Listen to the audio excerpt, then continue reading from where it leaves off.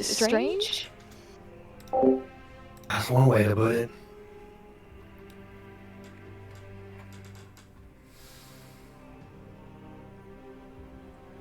You gonna enlighten us about any of it? Yeah, sure. Oh, sure. I think one of them was the Five of Swords. Yeah, I remember it was the, on the left side, it was the Myrmidon, the Five of Swords. She said to look for a den of wolves in a hill. And then she laid down the Illusionist, the Seven of Stars. A man is not what he seems. He comes in a caravan wagon. Therein lies what you seek. And then the Master of Coins, Rogue. I see the nest of ravens. There you will find the prize. And the marionette of crowns. Say the What last. whore is this? A man made by a man. Ageless and alone, it haunts the tower. A wretched being, a carcass. Empty but full. The last one was the Dark Lord of Crowns. In the depths of darkness, into the one place where you must return. Now, what any of that means, I don't really understand. It was all kind of cryptic, and she didn't care to elaborate. Yeah, it was just cutting forward, just straightforward. That's what she told us. Did you have to tell it to us in that creepy voice? Always. That's how I always talk. No, it was the tone. The creepy tone. Listen, if I'm going to recite something like that, you gotta add a little gravitas to it. Yeah, working on my gravitas too. I can tell you really got a little more gravitas in your voice today. It's really impressive. Yeah, it's different. I like it. A little gravelly.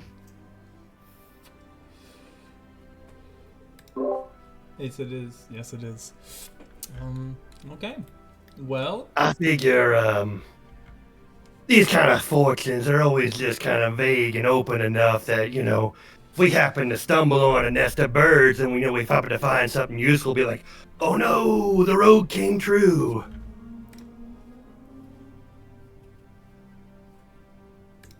That's how they get ya. Happen like that. I mean, last creepy witchy lady I trusted fed me a heart, so. Well, we didn't eat any snacks while we're in there, so I think we'll be okay. okay. So, would you guys like to continue to stay here at this encampment, or would you guys like to continue venturing? It is still only 3 p.m. You guys have only spent, like I said, 5 hours, so you still have about 3 hours of traveling. Yep.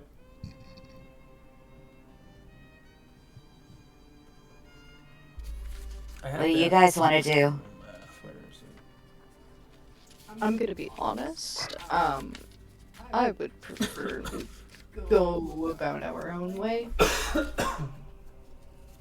Yeah, these people seem friendly enough, but their allegiance to Strahd leaves me a little weary about spending too long with them.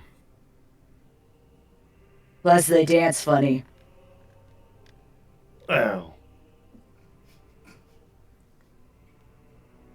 Right, so we're basically all in agreement that we should just fuck on out of here, right? Oh yeah. only question is if we're going to head back to town or if we want to keep on our way. I really don't want to go back to town, guys. Is there anything else in the town? You'd have to go find out. Just a bunch of broken down buildings, mostly. Alright, I will go ahead and pull us back to the map and focus you guys so you guys have an idea as to where we are all at. Because, yeah, this is pretty much where you guys have gone.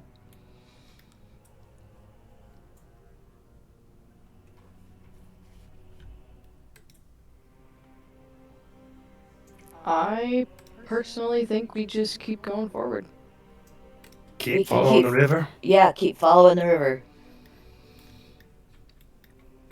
Well, most civilizations tend to congregate around rivers. Best way of finding something. Yeah, I mean, we're not gonna find anything by standing around, so. Alright, cool. You all take the initiative to continue heading north.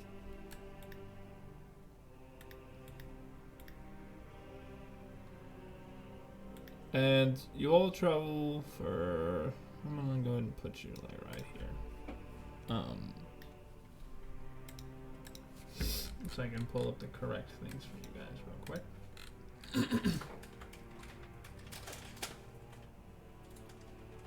Okay.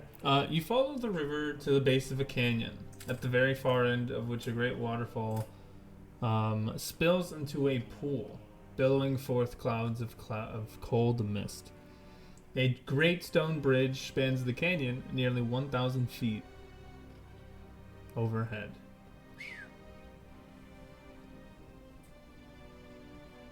Oh wait, this would put you guys here. Oh, it would. Yes, so you guys are underneath the bridge that is 1,000 feet above you. Does anybody see any trolls? I wasn't thinking about that, but no. I was How gonna about some say billy that's goat? a big ass bridge. Do you think we're gonna have to pay some tolls? God, I hope not.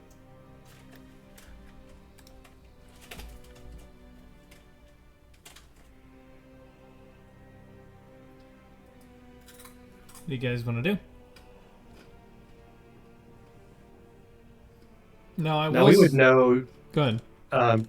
We would kind of know that going across that bridge is probably going to lead us towards Strahd's castle, just kind of based off where we saw it before from the village, right? Yeah. You could kind of guess that. You know that it is northeast of you. Yeah, let's not go that way. Now, what I will say is, so you guys see the weird lining that's on the map? I want to explain something. Elevation, about it. right? Yes, so that is elevation. So the parts that are the thickest is the highest point, which means that it is like essentially pointing downwards. So you guys are currently at the very bottom of this canyon here. You can continue to the waterfalls and go around that area, but you would not be able to come up this this landscape. At least not without a difficulty. And that is because to go from like the tile you guys are on to a tile over, you would have to climb that 1,000 feet. It is not like a nice, clean little hill. It is jagged, rocky cliffs that are separating most of the land into different tiers with varying bits of bramble thorn and dead trees. Things that are trying to cling on to whatever life there is, but you don't know if there's any life. So keep that in mind. So I presume like if you were to actually want to take this bridge, taking a path like this to this road that goes down this way, right? You would have to, if you wanted to get up the bridge, yes, you would have to take that specific road, which would mean that you all would have to backtrack from here. What if we checked out the waterfall? Waterfalls have cool stuff sometimes. Like what? Caves, treasure. There's always something nice. They're mystical. Waterfalls. They got the rainbow sometimes when the sun hits just right. I mean, not every waterfall has something behind it. Most of the time, there's rock behind it. We won't know until we look. Yeah, what was that? I mean, it's just right there. If we're going to be passing through under this giant fucking bridge, might as well check out the area over here. As we make our way to the waterfalls. Sure, why not? Fuck it. So what's the decision again? Gotta look around underneath this bridge and then continue to the waterfall. Okay. You don't see anything of noticeable feature Underneath it, there's no deformation. It doesn't look like anybody's made this place its home. No hiding creepy crawlies, unfortunately. But you do stumble across various bones, not intact. They're just loosely thrown bones. It could be from things that have been killed down here and left to rot, or it could be dead things that have been thrown off the bridge, or overall just discarded into this canyon. But it's quite a lot. It looks kind of like a small piles of bones just littered. Small creatures, notably. Nothing large, nothing like human, but a lot of small. Yeah. Any skulls? Bird skulls, rodent skulls. Tug's gonna pick up some bird skulls, rodent skulls. Just stuff them in his bag. You're gonna Just have be like ran. 2 of them. Hell yeah. I also like to do that. Okay. So the little bones that are everywhere, are they like primarily closer to the edges of the bridge, like they were thrown over, or are they just kind of evenly scattered? Are they more Randomly, like or quite like literally, as you're walking around, you'll like bump into a small mound. They're not very large. It quite literally looks like somebody has maybe like taken bones and just thrown them off here because they're just getting rid of them. Now, for how long, you don't know. What kind of creature, you're not really sure. Shit, that could even be wrong too. All you know is that there's just a shit ton of bones in this area. It's like if you were to walk into like a Dark Souls like graveyard where it would have a fuck ton of bones everywhere kind of thing, but like naturally, like it fits that it's here. It doesn't seem out of place. It doesn't seem like some fucking like, I don't know, thing is living underneath the bridge.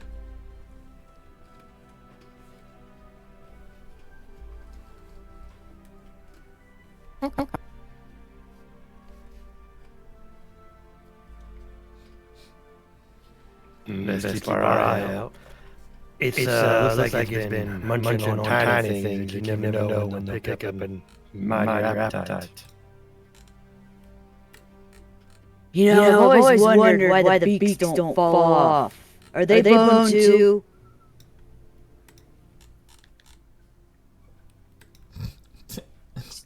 Tug's just playing with bird skull. Alright. As you all continue walking, you left or right side of this? Left. Left? Okay.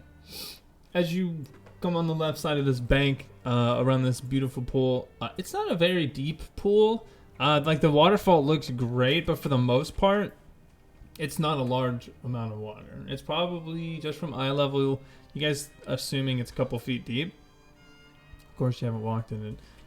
But that being said, as you've gotten closer to this thing and you've spent time near the river, you've noticed that this part of the river's not just like normal water flowing.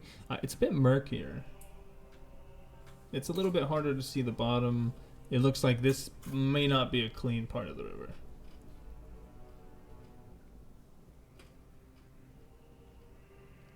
But other than that, you see various brush pretty much lining the mountainside and covering your backside, I suppose. This greenage here. Making it impenetrable for you to see anything above you or travel, but also vice versa. And as you guys are getting around this pool, you spend about a good 2 hours or so coming up on your last leg of travel. Oh, actually, no, I'm lying. You guys have more time than that. Anyway, you are kind of just staring at this waterfall in this open area. At first glance, it doesn't really seem to be anything of noteworthy, or anything noteworthy or of value from plain eye. It's pretty. It's a nice day out. The waterfall looks great.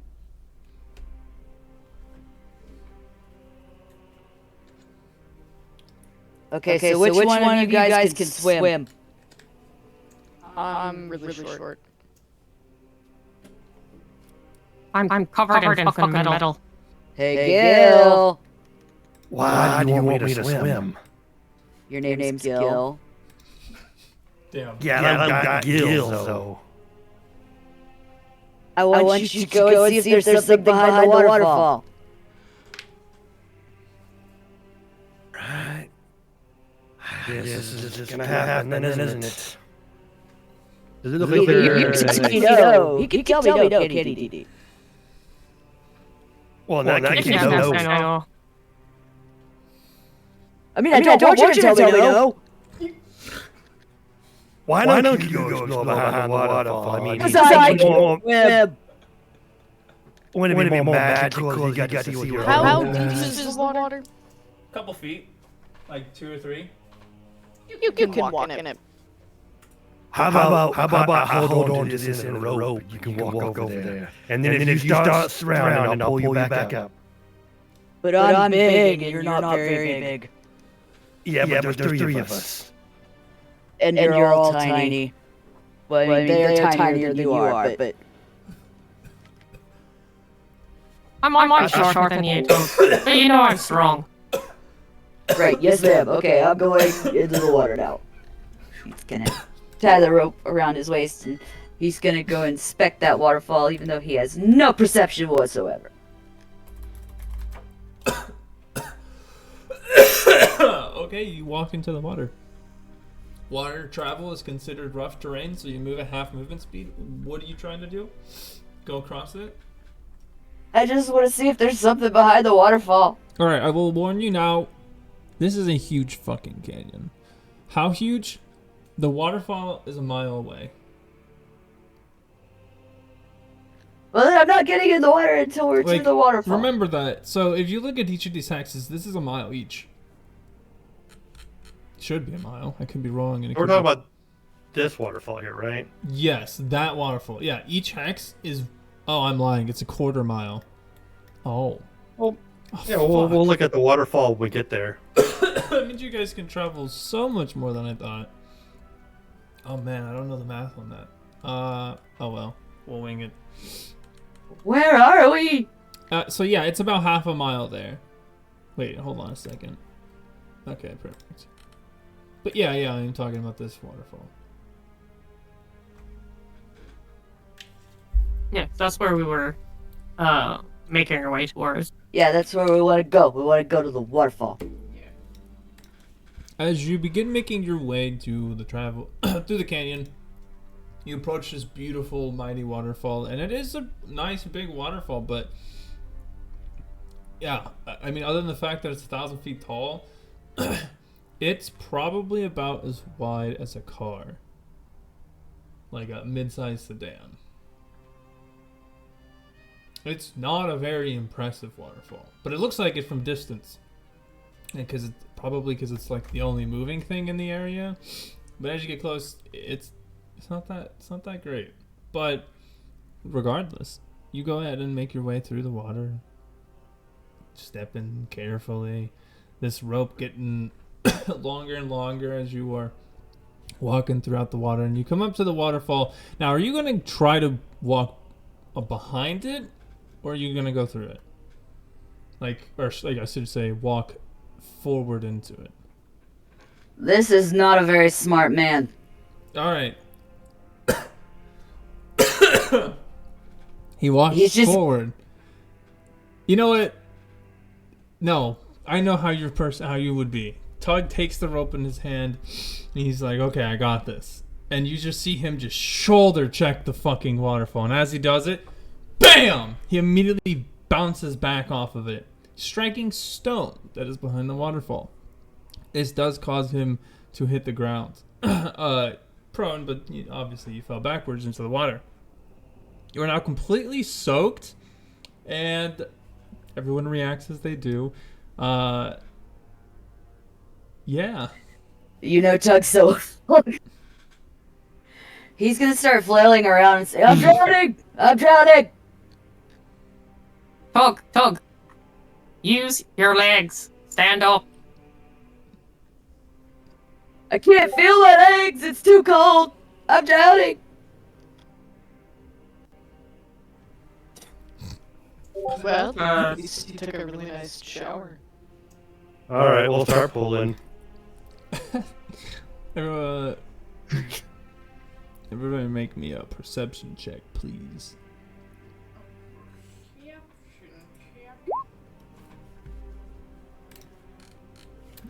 Okay. Everybody sees everything.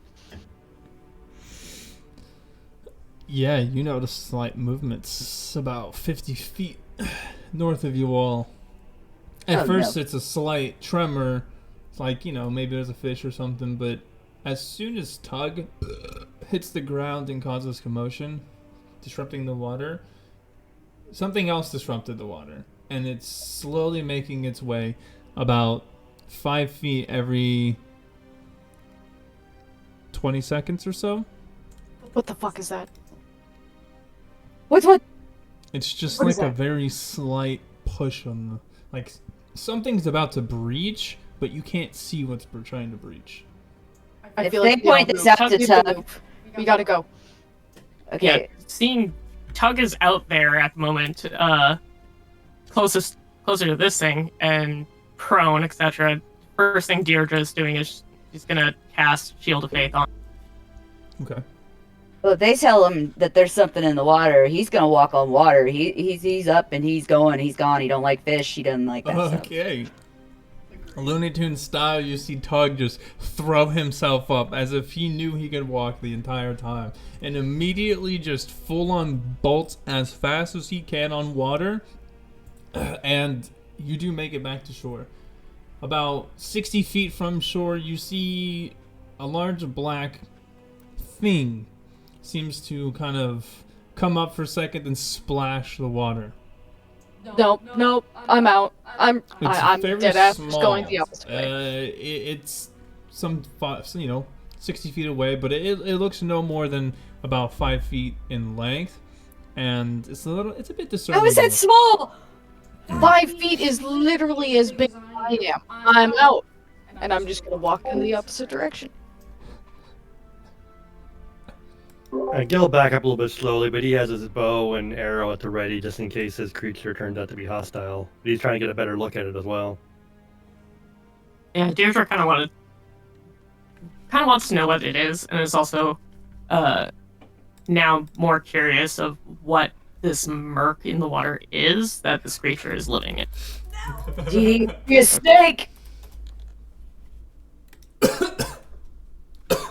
So, just kind of like scoop some of the water and to take a closer look at it and see how it moves and what residue is left on her gauntlet. Wait, Don't so- touch it, Dee. You want the water? Just come here. I will wring it out of my shirt. Get away from the edge of the water. Whenever you stick your hand through the water, there's like slight black sludge to it. It's a bit similar to tar, but the way that it reacts with the water it's interesting. It's like there's this layer of oil around it that stops it from mixing. Therefore, whenever you do touch the tar, it slows you down, or it feels very heavy. But for the most part, like, it doesn't seem to do anything. It doesn't stick to you because of the oils protecting, basically, you from it. Yeah, so like you walk through it, you don't, like, the water's the only thing that gets on your body. This sludge stuff doesn't even stick to you. Like, Tug having hit the water, standing up, you noticed there's none of this sludge on him. You couldn't even tell that he fell in this water. If I took one of my empty bottles with its cap and everything, and put it underneath and closed the cap after trying to scoop some of the sludge, would I be able to pull it up? Would you be able to, what? Pull it up? Like, would I be able to trap some of the sludge in a bottle to Yes. get a closer look at it? You do pull a bottle out, and you fill it up about half and half. Some of this weird watery, oily tar mixture is in the bottle. Just kind of like this, just spoiled water, I suppose you could call it. So it looks more like it's fetid rather than that there's something very wrong there. It definitely looks like standing water. a bit on the like closer to lake side of water. Like obviously it has mud in it. It's got loose rocks. There's things that die and live in it all the time. But like the tar itself is the most notable feature. You couldn't tell this is between a normal river if you weren't where you are.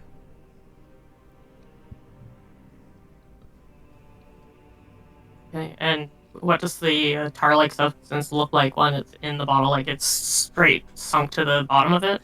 It doesn't sink. It floats around. Almost like the chemical Oh. can't settle. Like it wants to settle somewhere, but the oil is stopping it. And so much like, I guess, science, it's trying to find an escape. But it doesn't cause any pressure. It doesn't build up any pressure. It's not something that is actively putting a force out or putting out energy. It seems to just quite literally act as if oil is floating in water. Okay.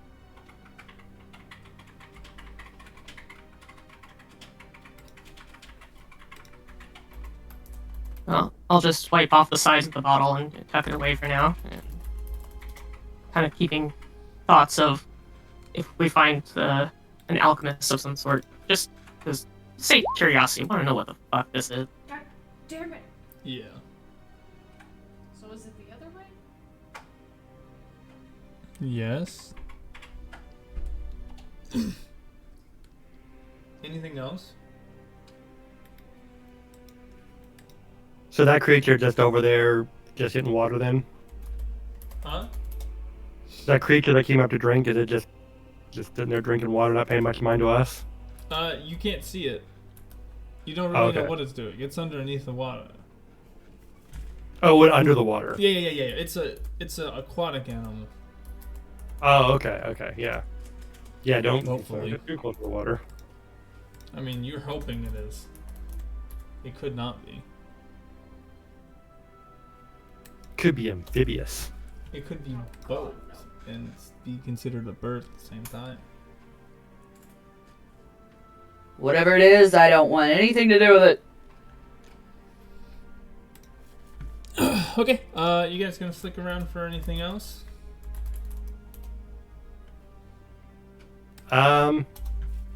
So with these grids being a lot smaller than we thought, how much more travel time do we have left today? Okay, so you guys would have had... I thought it was 1 mile per tile, which would have given you guys 9 tiles total to travel to from the encampment. You guys have already traveled 11. But I gotta multiply that by 4 because they're quarters. And if I'm not wrong, that's 36. So you guys have 36 tiles that you can travel in a single day. I counted that we've done 21 so far. 21 so far. Yes, that original... What would that be? That does include the time from the village to the encampment, yeah? Yeah, I just counted from the village all the way we're at by the hexes. Mm-hmm. Which was how many? 21. We haven't had a long rest yet. No, we have. Yeah, okay, so 21. And... Okay. God, big math.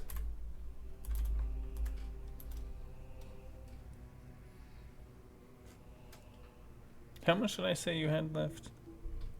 36? Mm-hmm. So you guys have walked 57 tiles so far. Damn. If that's... Yeah, wait, maybe. Yeah.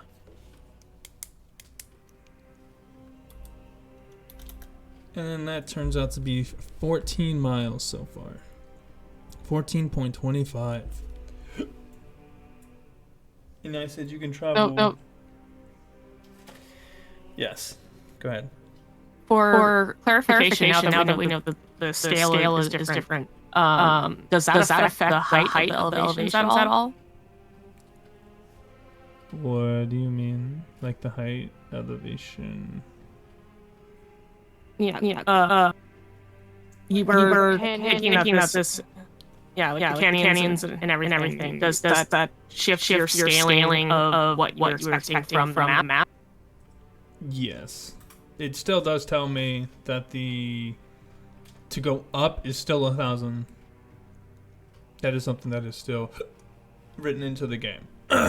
So, however, they will handle that, but I mean, I could care less. I mean, how many feet is a mile? Isn't it like 5K, 2K? I don't remember. That's really bad. Yeah, 5,000. So if we do 5,200 divided by 4.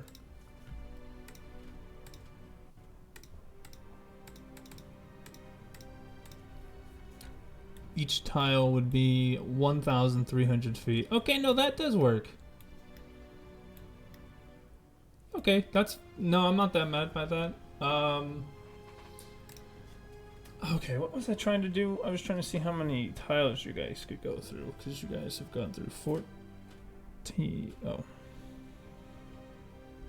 57 miles, huh?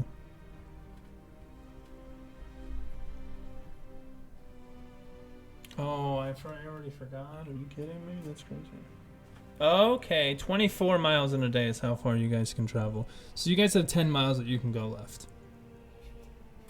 Which is apparently like 40-ish more tiles.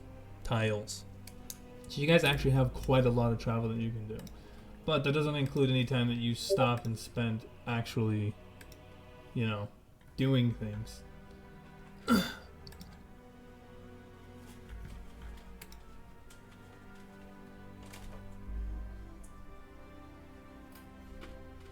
Guess the real question is, how far out from the town do we want to explore on our first day?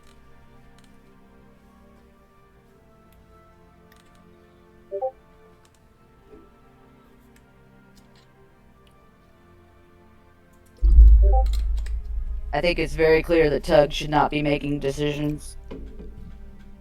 Yep.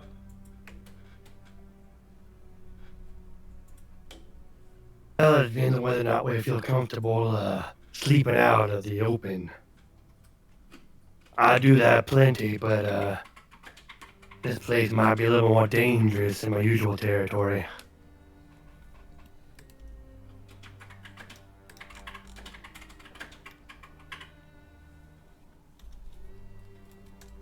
I actually agree with that.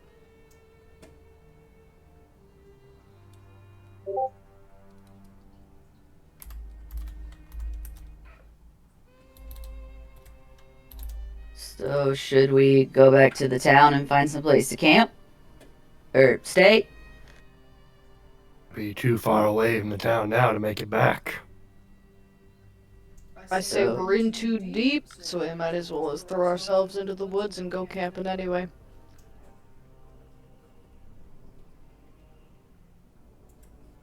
Well, then let's find camp and I'll make us a snack.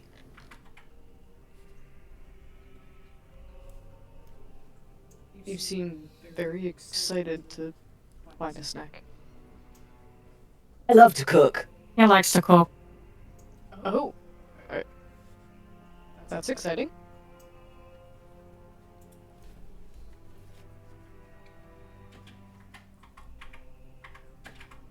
Sorry, I'm doing the math right now to see what the travel pacing is, because there are 3 different types: fast, normal, and slow. They obviously have different numbers and shit, which I'll figure the other ones out later. But I'm just trying to get the basics of how many tiles you guys can go in a single day. Oh. Also, that being said, I wanted to mention that there is actually benefits to specific types of travel. Obviously, fast traveling will give you guys, you'll get more speed. You get 6 more miles out of it for fast traveling. So instead of 24, you can do 30 in a day. But you get -5 to your perception score. So that means like whatever your passive perception is, -5 because you're traveling so fast. You don't have time to pay attention. That being said, slow travel, you can travel while stealthed. So it's 6 less than normal, but you can roll, like you can be completely hidden the entire time you're doing it. So they all have their benefits. In case you guys decide you want to travel differently.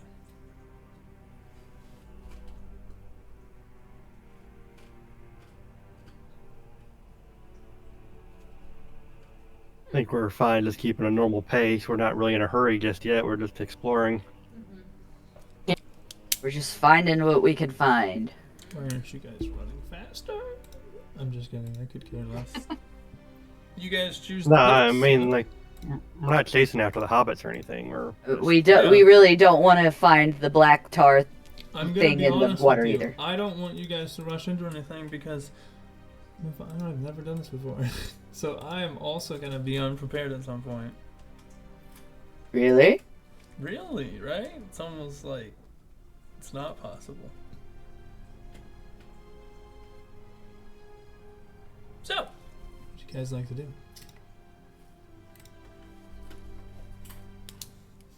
It sounds like we still have some more time, so I guess we'll just keep following the river until maybe we can like head for this part of the woods here and then camp. Are you gonna scale the cliff? No, we have to go back around so we can actually go over the bridge. Okay. I didn't know if we could keep Okay, following the river or well- not. Let's do that then. Okay. Oh, okay. So you guys want to go straight to the cliff? Damn, I didn't actually think I was gonna have to keep track of this like this, but hey, you find something out new every single day. We love to make you suffer. Nah, you're fine. It's not even you. It's me, actually.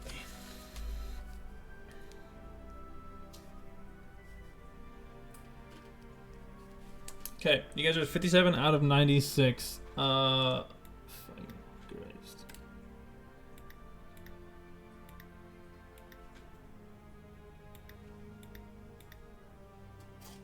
You guys gonna keep following the river back? Cause once you guys get here,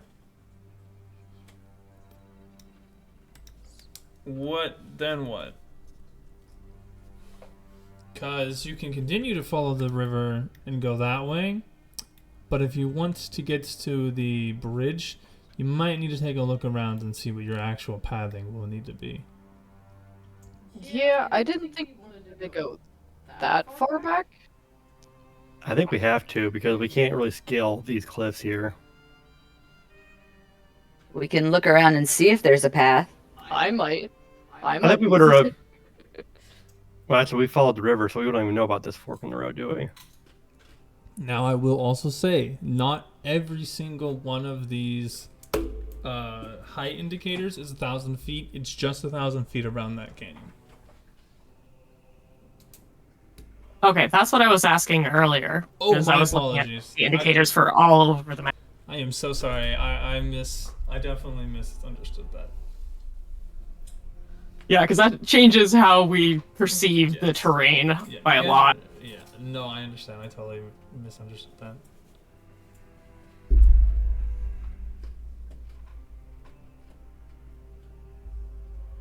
And with that being the case, when we were back by the waterfall, how high did this area look? 1,000. Okay, so Like- all of Yeah, like, you wouldn't have been able to see that area because you hadn't gotten to that elevation. That area is higher than the canyon. Oh. So I can give you That some makes sense. visual aid, maybe. Yeah, we'll do that. So like even if we just had like numbers. the way that it's placed working on is that the the- elevation is coming down here, like this, right? Like this canyon is below. Like this area is below all of. Let's do green. Like all of this, and all of this, and all of this, right? Like everything pretty much here is the beginning of everything that's about 1,000. So from the red to the green, it's 1,000 feet of a rise. Okay. I think what I was trying to ask though is because of how this spot in the map looks, it looks more like it's a slope rather than a cliff area right there. Mm-hmm. So I was just wondering, like, does that look like it's more traversable if we wanted to try and get up there? Yes. What? Welcome back. Welcome back. So, I'm gonna even veto, because noticing it, yeah, there is not any rough terrain on this tile here. So I'm gonna refund your guys' 6 tiles, and I'm gonna take only 1. And I'm gonna push you guys up this little rise. It will say it's like this large. You guys remember Lord of the Rings, yeah? Yeah. Remember the giant grass hill that oh fucking Christ, what's his name? Came riding down on his horse. Aragon? Gandalf. Whenever he was white sorcerer. Oh, Yeah. during the Twin Towers. Okay. Yep. So when that giant hill is essentially what you guys walk up to get to the top of these falls here. It's steep because again you are rising about 1,000 feet, but you guys are able to make it in about double the time. So that means I'm gonna take 2 tiles worth because of that rough terrain, which also is a good thing that you guys didn't go through much shrubbery because that will be double the movement cost. So I'll do my best to keep this math under control as long as you guys keep your travel under control. We gotta avoid the shrubbery. We don't want to mess with the Knights of Ni. Yeah, but you guys find yourselves at the top of these falls. It's got a beautiful, nice, like little pool of water. Oh, I also get to give you more info. Oh, actually, I'm lying. This isn't that part. Damn, that sucks. Anywho, yeah, you see that to the south seems to be a very hilly passageway. You can't see over it. So, like the map that you were looking at, that you guys were given, you can tell that there's quite a lot of hills in this area, and in particular, it looks like for the most part, most of the west is hill lands and almost mountainous areas. As you can see, the giant Mount Gaucus is to the southeast or southwest. You can see that there is some winding paths to the southeast. Yep. Where you guys didn't venture into, as well as on the opposite side of this canyon here, near the bridge and in this general area. You can see more hill lands, and Ravenloft, even though there's a fucking giant hill in front of you, still peeks out above everything else in the distance. This looming, menacing, I don't know, mansion, manor, whatever you would like to call it. Council? Do you think he's compensating for something? This is a possibility.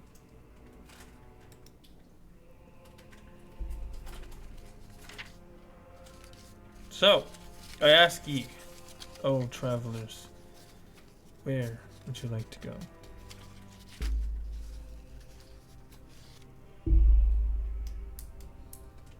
Well, we talked about trying to follow the river still. Are we still wanting to attempt that, or do we want to try and get to higher ground?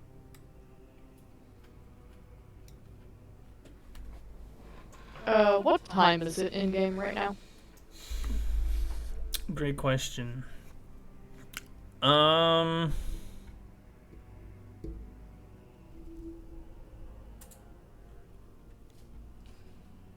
is the? Because that's tillage. So 14.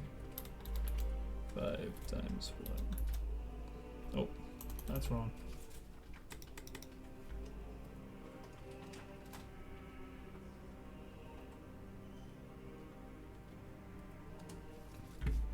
What time did I say it was whenever you guys left? 3 o'clock. 3. Okay.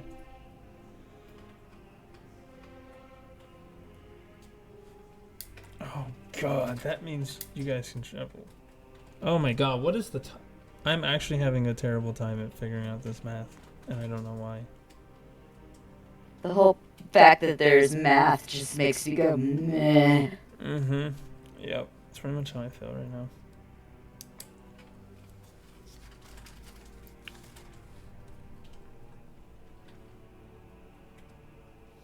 I believe in you.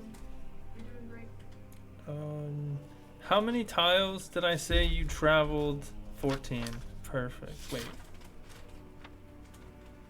15.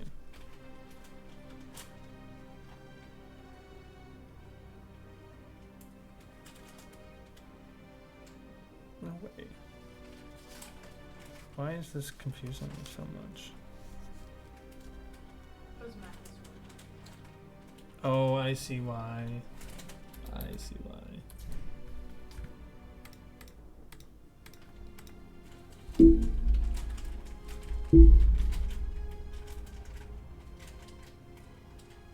So that's 3.7 miles. So that would have been 1 hour and like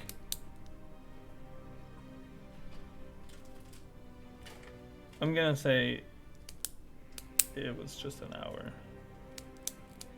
So it's 4 o'clock. Yeah, so it's 4 p.m. The sun is on its way down. The clouds ahead are again still overcast. No sunlight visible. Not a single goddamn ray of sunshine. That light gray light still portraying sunlight across the land. So I think we have a couple more hours before we start trying to find a place to camp. Do you guys want to keep going on? That's fine. Like getting dark and we don't know exactly what's in this fucking area. I do think we should get to maybe higher ground so we have better sight around us though. I agree. And use what remaining daylight we have to look for a good place to camp.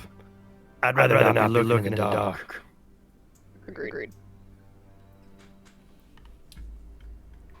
Okay, so what's the exact decision? Sorry, I was looking back at my math to make sure I had that right. Are we moving more toward the bridge because we eventually want to get there? I think that's the idea. We want to go to the bridge.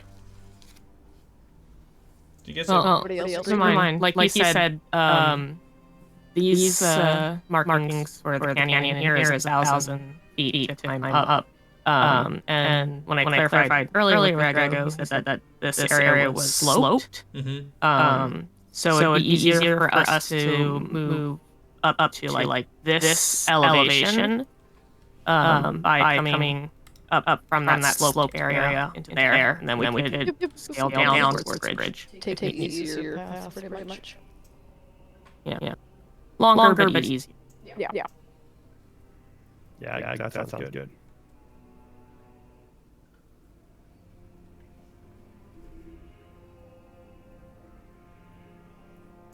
Alright, that's the decision you're going to make, then it seems. I'm so sorry. Please say it one more time. I was trying to find the exact numbering to see if anybody knew what the height differential is, but nobody has any clue. We want to take the sloped route, stop around here-ish, and see if it's a good place to make camp. Okay, cool. Thank you.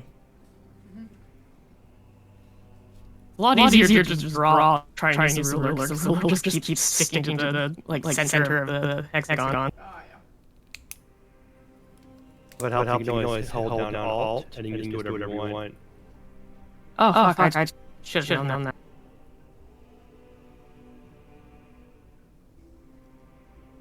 It's okay. Sometimes people's brain don't work too well.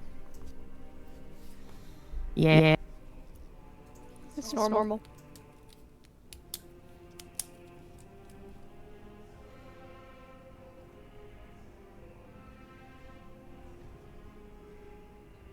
Okay. So it takes you guys about roughly an hour and a half, if I did my math correct, and I think I did. Wait, let me make sure.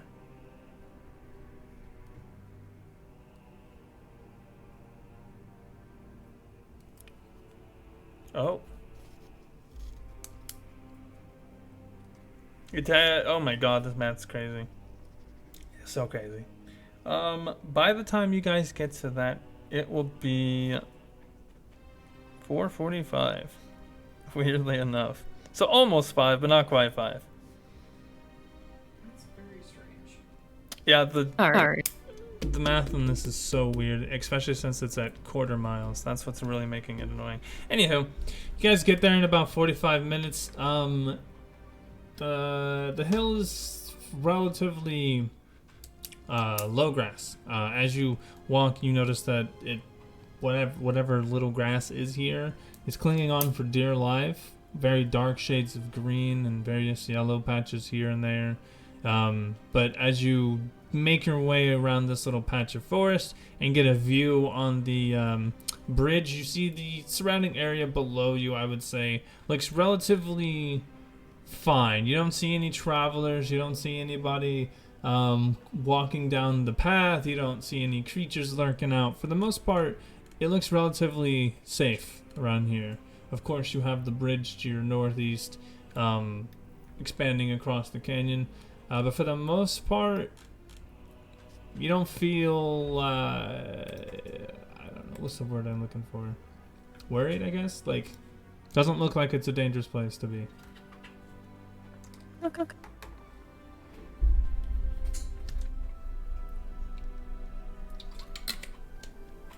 Alright, give me 1 second. I'm gonna use the restroom. Alrighty. I'll give you guys a chance to figure it out.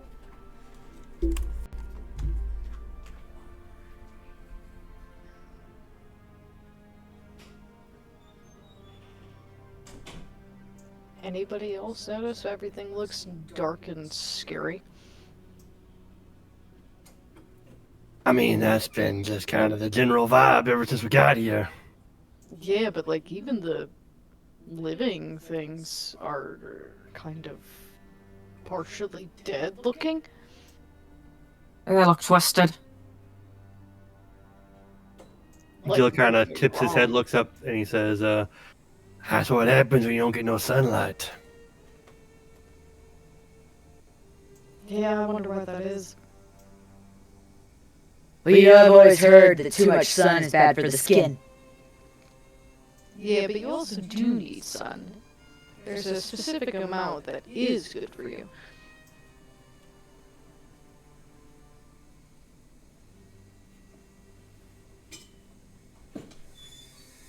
Anyway, it looks like we could make camp here, I guess. It doesn't look too bad. I think this is probably the best place for us to make camp aside from getting up even higher, because we can see the road in both directions, see the bridge from here, and if anyone tries to get up to us in the middle of the night, it's going to be harder for them to climb the hill than just walking on a flat surface or down. I agree. And if maybe if anybody does try and get up the hill, we'll just throw pebbles at them. So we're gonna camp here, right here, this spot. Yes. Good, yeah, get my good pots out. I'm gonna make some food.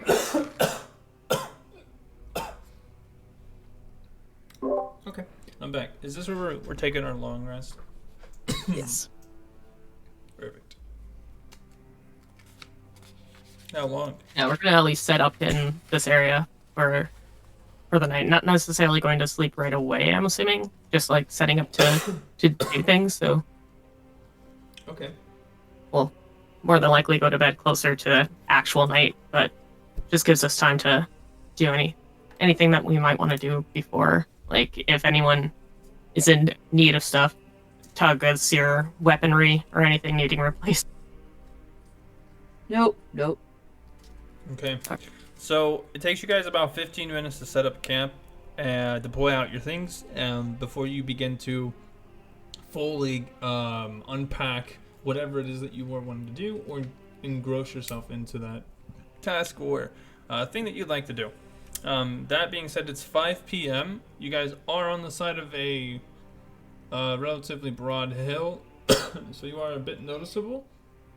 I will say that the forest is probably about 400 or 500 feet away, so yes, you could run to it. It will take some time. It's not going to be a easy run, so if you do find yourselves running for cover, take that into consideration. Other than that, yeah, I got nothing else for you guys. What is it you guys want to do? Pedro, get down. Tug is going to be making stew, and he's very particular about how he makes his stew because he's got to season it just right. You know that troll on The Hobbit? Yes. It's like that without the bogies. Okay. Okay.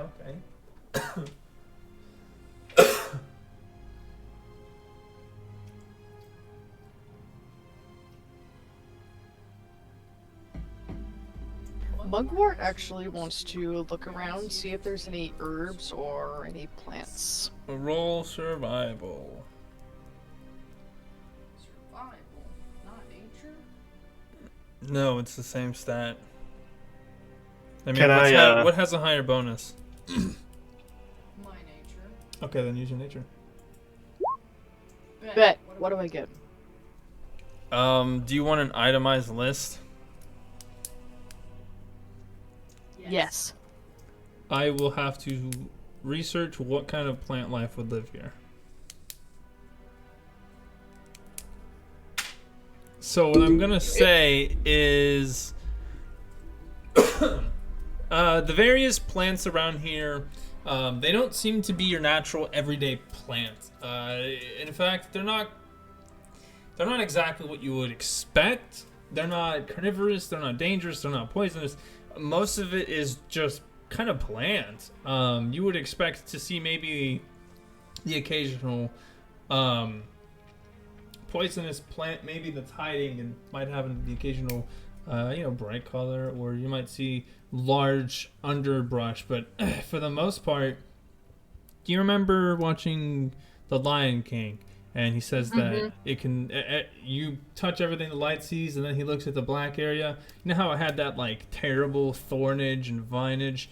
Yeah, that's what seems to be the replacement for underbrush and scattered leaves on the floor. It's broken vines with thorns sticking out of them. It's broken twigs. It's trees completely destroyed by the elements and blackened, dead and rotting, just collapsed all over the place, or falling over, or completely shattered somewhere. It's a lot of what seems to be like, the best way to explain it is that, like, just looking at it at first, you don't really notice the problems, and then as you look closer, you realize just how sad it is here. There's not very much life here. Some of the plants that you pick up, using your nature knowledge, you try to get an idea of as to what kind of nature they have, in terms of etymology and plant, like, we'll say build. These seem to be plants that are struggling for nutrients, but they almost kind of curl towards you, and like as you like reach down to pick up like a mushroom or the occasional like berry or thing like that, you notice that they almost shrivel whenever you touch them, but then after a second you can feel the moisture from your skin like dissipating, kind of drying up a bit as you see whatever it is, the assortment of berries and leaves and grass and mushrooms in your hand seems to be absorbing the moisture out of your hand. Oh, this place is bad juju written all over it.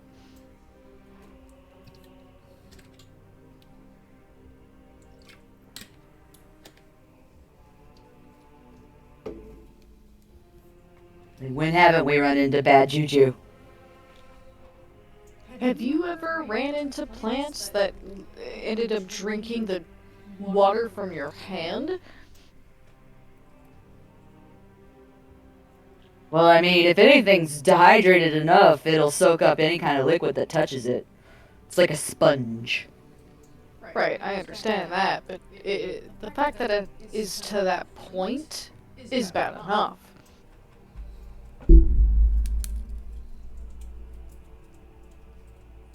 Agreed. Agreed.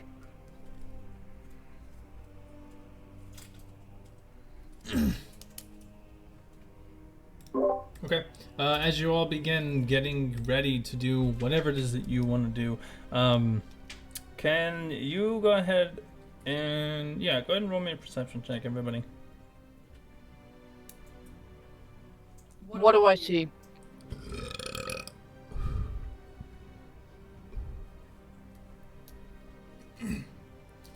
So you notice Mug and Gil, as you're scavenging about, you don't get too far from camp. In fact, you don't even get like 100 feet away before you started interacting with the random bushes and such that you would find littered around the plain or the hillside. And you, Gil, doing whatever it was you're going to begin doing. You guys hear a rustle, and you turn to see what looks like to be like supposed to be a bush. And it kind of sways a little bit back and forth. Like it's being quite literally, not shaken, but stirred. Like James Bond. And then you notice that it looks like there's something in it. Because something darts out of it and then it goes into another one. Another little bramble hidey hole. Deirdre and Salmon, you guys don't really notice anything. Yeah, we focus on our own shit. I'm going to immediately yell out, eyes up, and I'm readying my daggers. How big did this look like it was? Small. Small. You can pick it up with your hands. I can't lift my eyes right now. The stew will burn. And so everybody besides Tug drops what they're doing and immediately arms themselves. You see this tiny little bush that's just kind of in the middle of your camp, like off to the side a little bit, so it's not in it, but relatively close, maybe 10, 15 feet away. What do you want to do?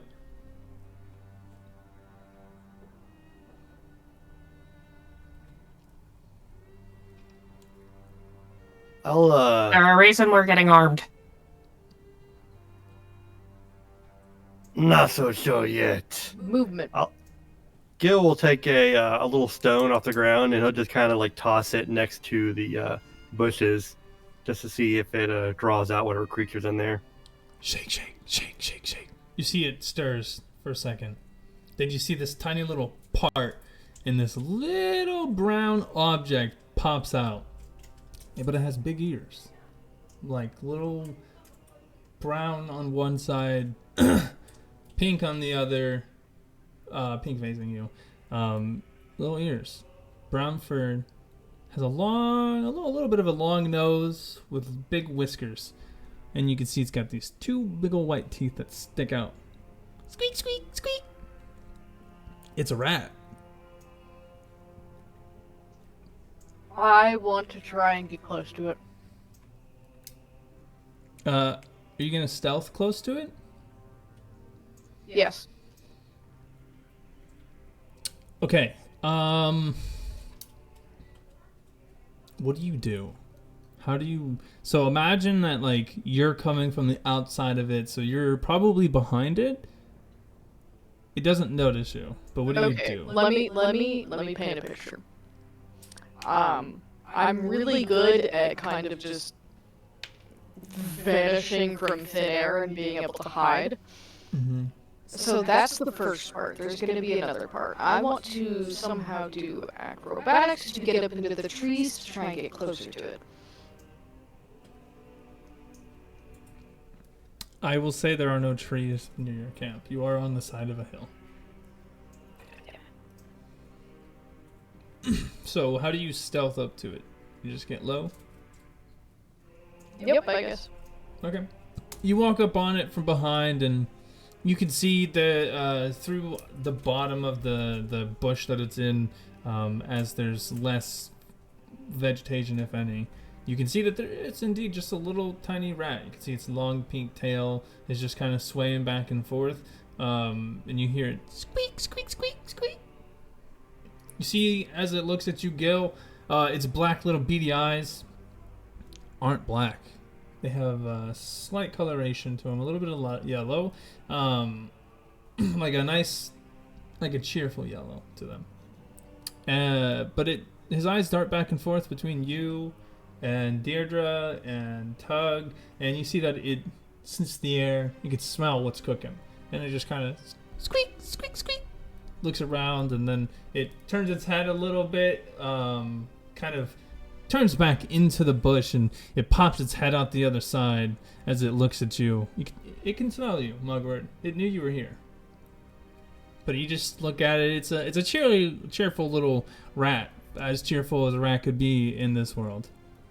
Can I offer it some of my rations?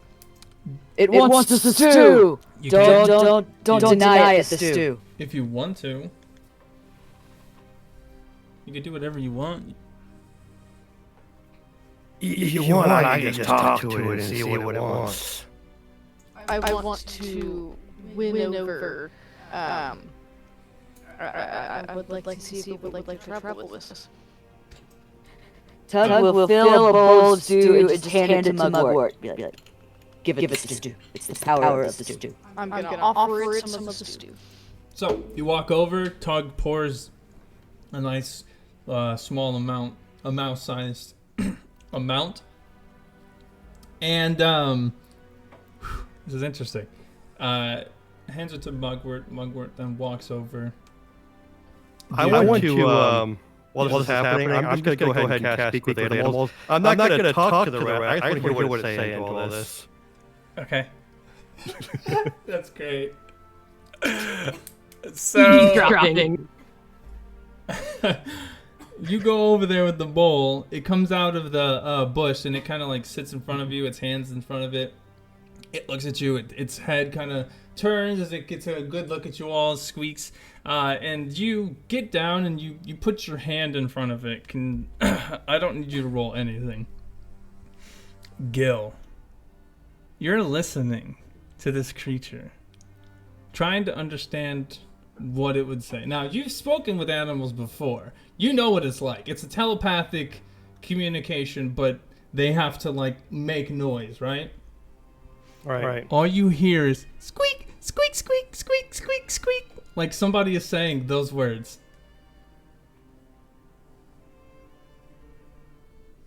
And then after a moment, you can't understand them. Something clouds your brain.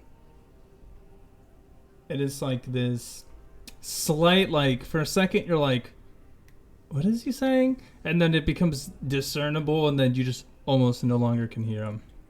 All you can hear is the little mouse squeaks.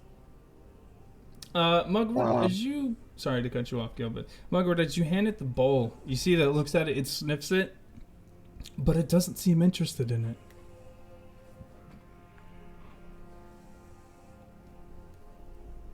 How dare you deny my Try stew? and offer it something else. Like take my mess kit and pour a bit of water into it, and put the bowl or the dish down near it, and see if it tries to drink it. And many things around here seem to be dehydrated. And what did you say, Gil? What were you trying to say? He's actually going to lean over to Deirdre and say, now, I don't speak to a lot of rats, but when I do speak to rats, they usually actually use words. At least when I cast my magic spell, but this one is literally just saying squeak, squeak, squeak. I don't think that's a real rat. Yeah, that doesn't exactly sound like one. And, let's just see what happens. And after pouring water, I put the now empty bottle back into my Okay. And so the rat looks at the water and just hisses at this shit, just and immediately like whips around and its tail knocks the water over. That wouldn't happen to be holy water, would it? Oh, yeah, it certainly was. Yep. Squeak, squeak, So, squeak, squeak. what? The rat? Tug is going to walk up to the rat and attempt to pick it up. You pick it up, and he just looks at you. Squeak, squeak, squeak, squeak, squeak. He's gonna have it in the palm of his hand. He's gonna bring it up to his nose, and he's gonna say, "Squeak, squeak, squeak, squeak." Squeak, squeak, squeak, squeak. Squeak, squeak. What do you want, rat? And you hear You're just face palming.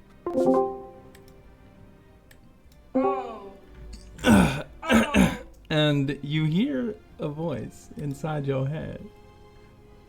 You hear the squeaks, but then you hear something else.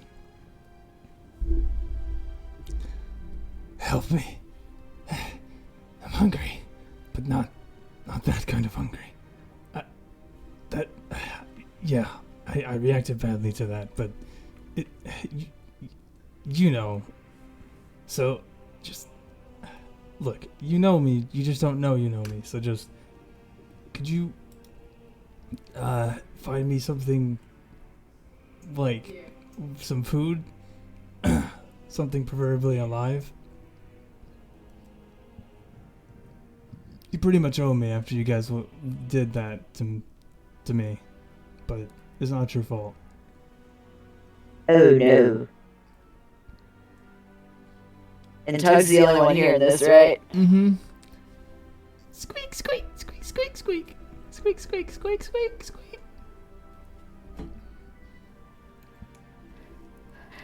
And so what do you Does say? anybody see any rabbits or squirrels? So what do you say back to it? Because obviously you're the players, everyone else hears you squeaking back. And so remember, you're Tug. You don't really know what's going on, but this rat is talking to you. I mean, I don't really owe you anything. You didn't eat my stew. I mean, I gave you the stew. I didn't do anything to you. I don't know you. Does the name Doru ring a bell?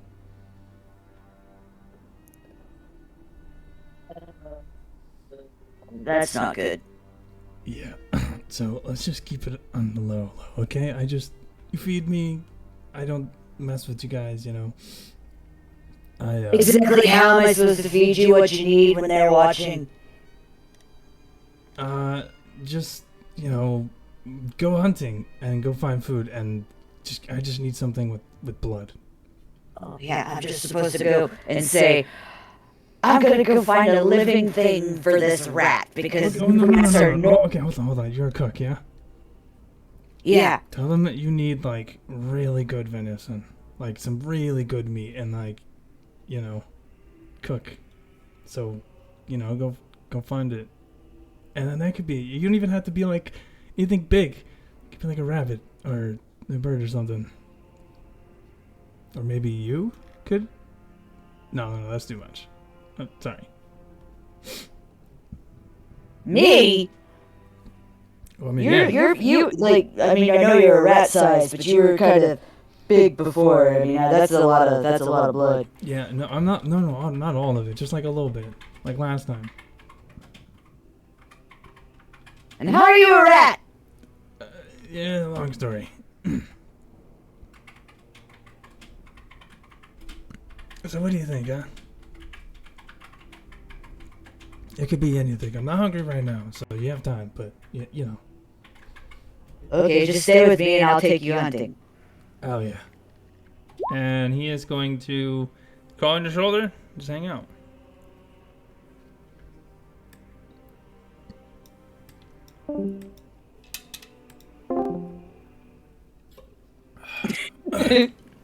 And so they go back and forth, just squeaking and squeaking.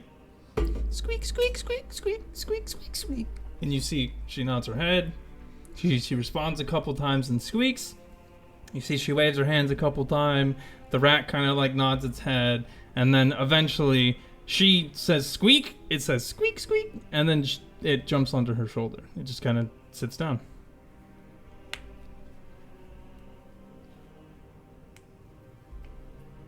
Right, you gonna translate any of that for us, Tug? What the hell just happened? He wants to hang out with me. He's my new little friend here. I'm probably gonna take a minute and go hunting and get some good meat for this stew because I feel like it's lacking. It is definitely lacking. But yeah, he's just a cute little rat, you know. Huh. Well, you want someone to go with you? No, I've got it. Yeah, sure. I mean, I am a professional hunter. Not only that, but I can pretty much become invisible on a dime. Seriously, you guys, it's hunting for food. It is not that hard. It is so simple, even a rat could do it. I'm just gonna go and get some stuff for the stew. Is that alright with you? You know what? How about we make this like a nice friendly competition? How about whoever brings back the biggest kill wins? You know what? That works for me. Oh, fantastic. Everybody roll me a survival check.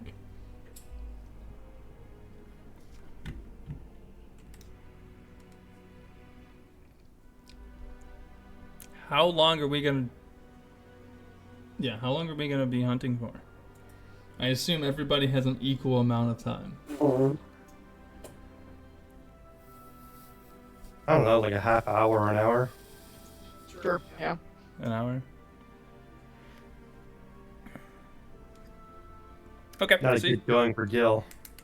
you guys seem to spend an hour from 5 to 6 hunting. Hold on 1 second though.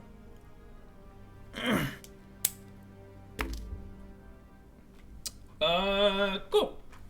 So, as you all begin making your ways out into the wild, some of you go near the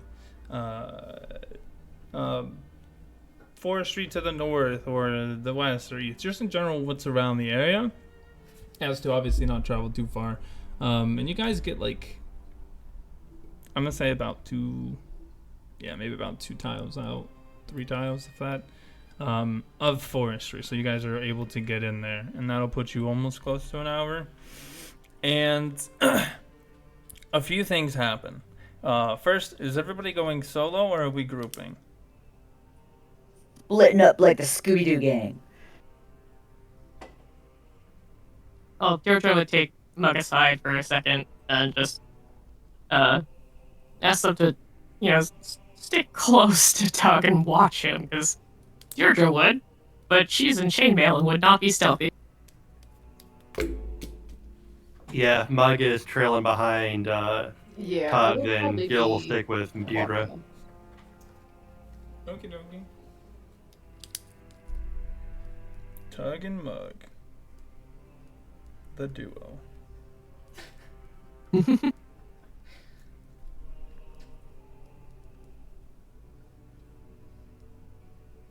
Tug's just chilling and going hunting with this rat on his shoulder.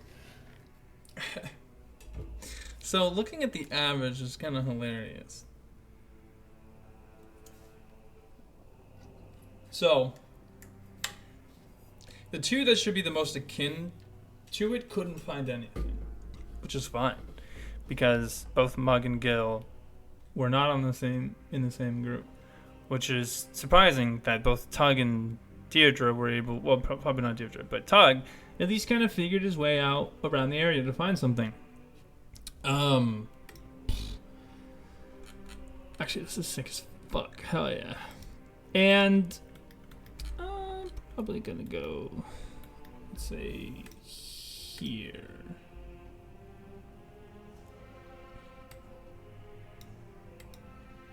Tugwort and Mugwort. Tugwort and Mugwort. Yes.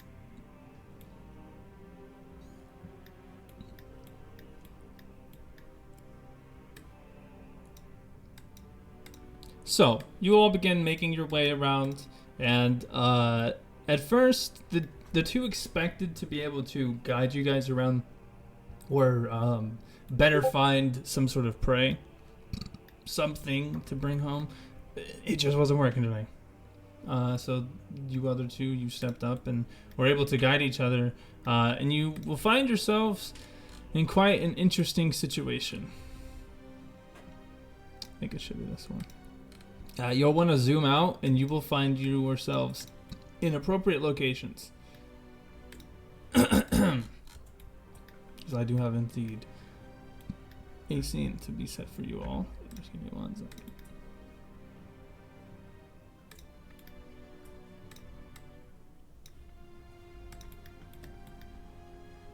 Would I be in stealth? If you want to be in stealth, you have to tell me beforehand. I would probably be in stealth because if I was told to watch Tug, Then I will Yeah, that say was kind of what I yes. was indicating. Was So you're just hiding and watching Tug while he's thinking he's alone and talking to the rat. So that's bad.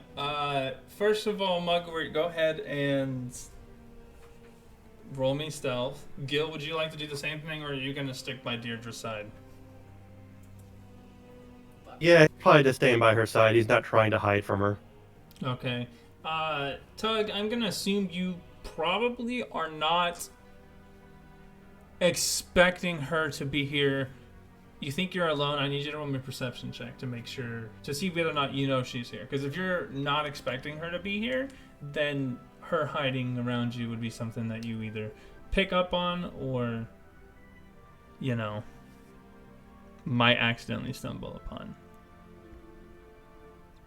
You are aware of her presence. In fact, I would say that most of your traveling, you are just going back and forth talking to this rat. A lot of squeaks, but like, you know what they're saying. They know what you're saying. We're squeaking. Mm-hmm. And you squeak your way through a forest until you come up to quite an interesting scene. In fact, you see a wolf, what seems to sitting at the edge of this road in front of you. And this wolf seems to be kind of like bent over, not bent over, like leaning over or towering over something. And you're not quite sure what it is, but you do hear some soft whines coming from that direction, almost like painful whines, before you see the wolf in front of you. Ooh. It's almost like a cry of help more than a cry of anything else. As one of the another creature can be seen lying down next to it. Now, Gil and Deirdre, you guys do get a little confused, not quite able to find anything. You guys get essentially irritated after some time, and you're like, fuck it, we're just gonna head home. This land is pretty shit. I mean, like, it doesn't seem like there's anything here. Not even like a bunny rabbit. Sure, there's birds, but it's like crows and ravens and like vultures and just scavengers. And so as you make your way back, you notice something kind of not fucked up, but scary is what I would say.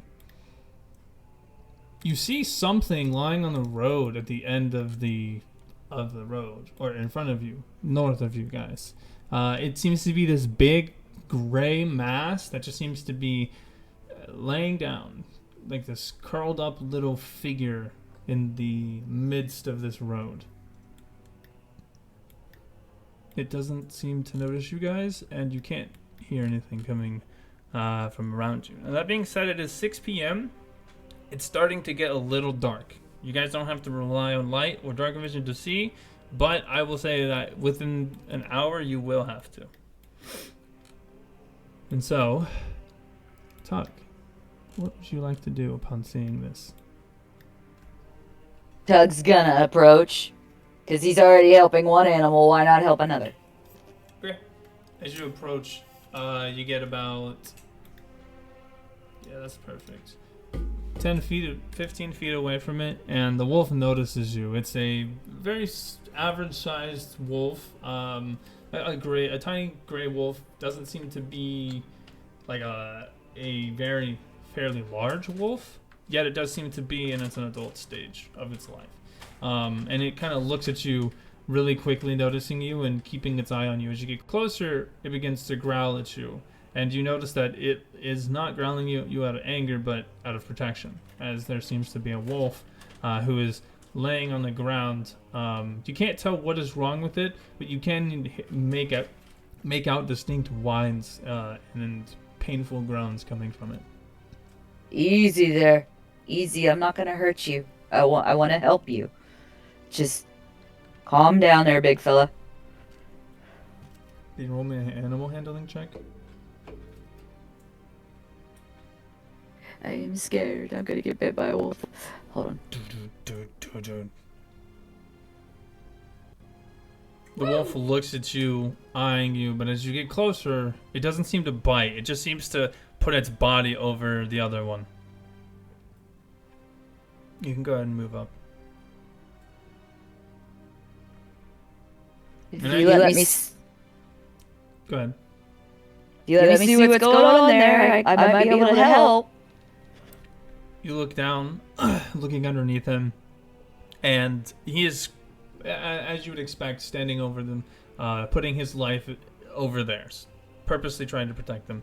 But you can see that it looks like the dog's like left or right arm, front arm, seems to be bleeding. Looks like a long gash, not across it, but up and down it, like somebody like ran a knife or something, like bit their leg and like a tooth like was drugged down it. They don't look like they can move very much. Can you go ahead and roll me a nature check?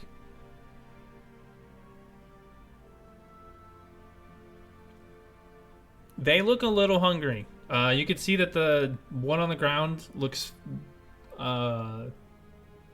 they look fine. They look like they're at a healthy weight, but the one above her, or yeah, I say her, looks a little like they could use some food. Lucky for you, I always have stew. Now, as this is going on, Deirdre, Gil, you see the sleeping thing in the road. You cannot hear or see anything that's going beyond. I'm gonna put a line for you guys. We'll say like probably like this area here. So anything beyond this, you guys can't really hear. Same thing goes for them. So they don't know you guys are here. You guys don't know that they are here. But you do see this thing laying here. Oh, what do you think, Deirdre? I think that'd be bigger than anything they're gonna find. You want to punch it?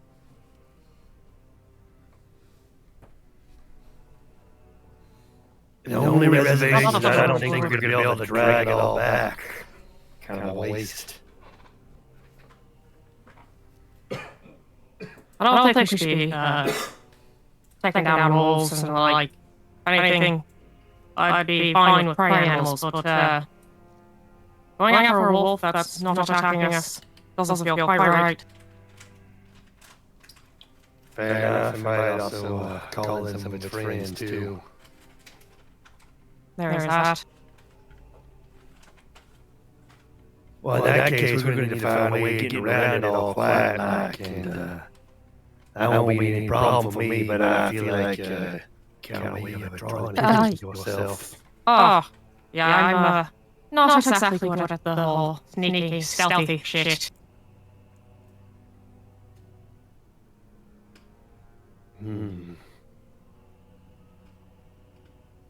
Alright, I'll tell you what, we're gonna do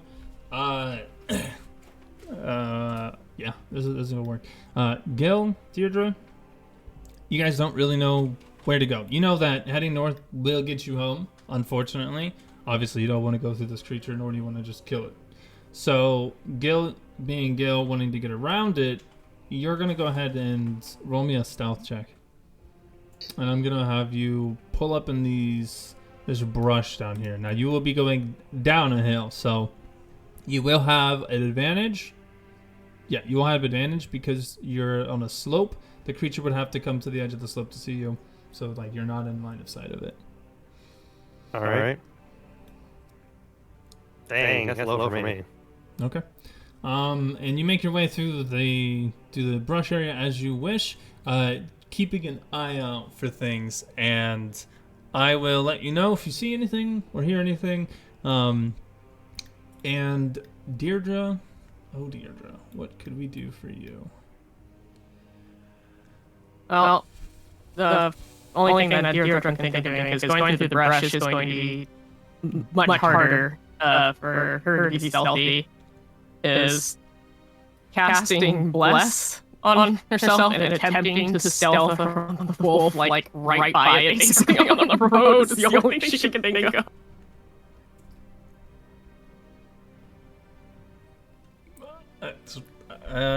Yeah, that's a interesting. I don't. Chaotic me would do it. DM me understands the downside, so I can't really say either way. Yeah. I'll tell you what. To bait you into it, I'll give you a free inspiration point if you attempt it. Now that being said, you don't have to. This is literally me baiting you out on it because I would like to see what happens. Oh well. That's the most likely thing that I was going to end up doing anyway, because it's the only thing that Deirdre can think of. Because any other thoughts are like, well, that's going to be even harder to not make a bunch of fucking noise. At least with a road, it's not going to be catching on. Chainmail's not going to catch on branches and shit.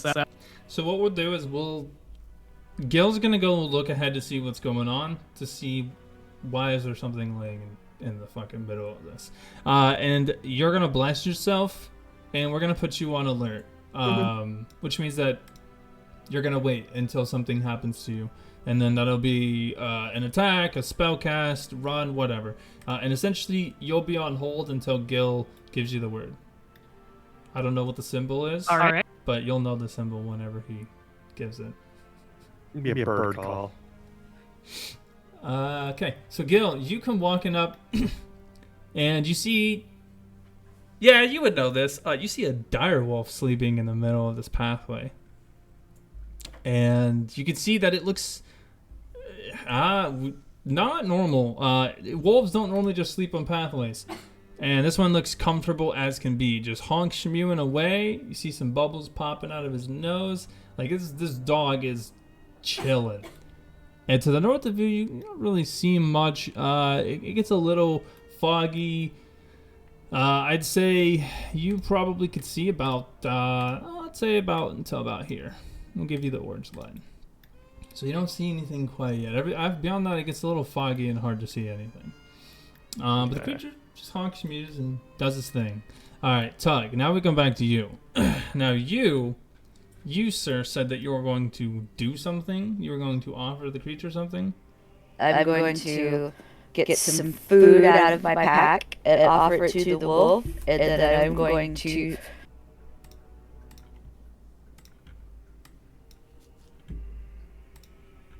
You're gonna what?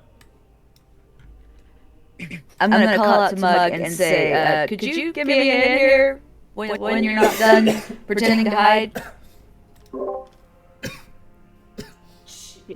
Alright, sure. Okay.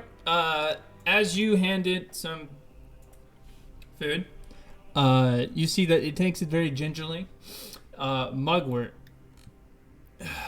you are in an interesting position. Because Tug, I have a question for you. We got a very important question. Are you feeling lucky? A little. I mean, he lost a pinky feeling lucky. You go to hand this food to this wolf, and you see that it bites you immediately on your hand. And in fact, it gets a hold of your wrist. You take 10 damage. Can you roll me a strength saving throw?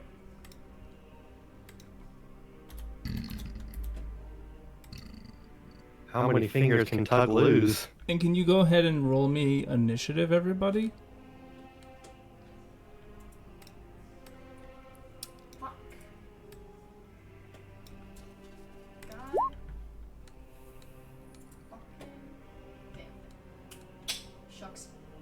Why is everybody always biting Tug? Tug keeps touching everything. He's just a special boy.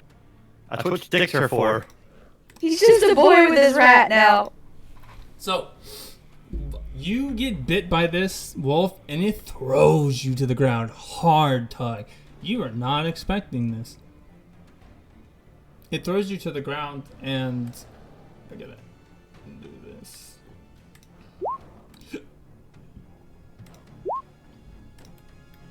But wait, what's happening? Sorry, my settings are messed up.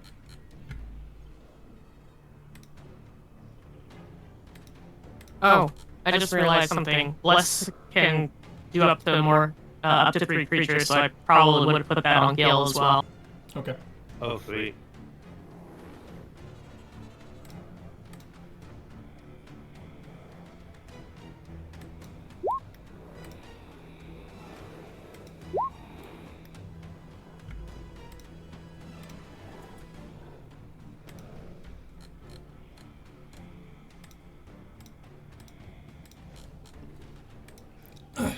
As you get thrown to the ground, Doug, Mugwort, you see a creature come jumping out of the tree. Quite literally, the tree itself. It is this humanoid, like, tall-ass motherfucker who just has what looks to be a set of leather armor on, but this is a wolf standing up on 2 feet. He comes bounding out of the underbrush, and you can see that he looks at Tug like almost immediately, and you could tell he might not be friendly.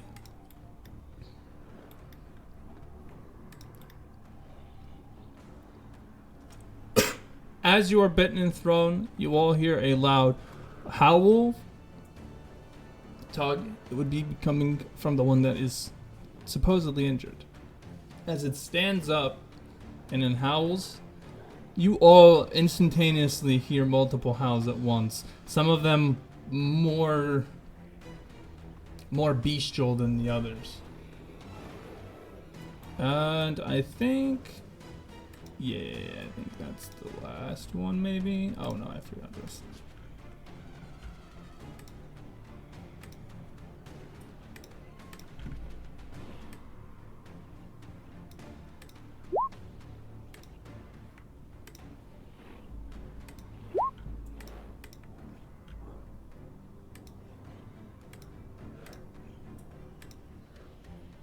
Okay, then I think that brings us to the very beginning. Tug, you find yourself prone on the ground. 2 wolves that you were trying to help looking angrily at you as you're upside down. Another one that just jumped from the fucking woods. I don't know if you've ever seen this creature. I'm gonna go ahead and have you roll me an intelligence check.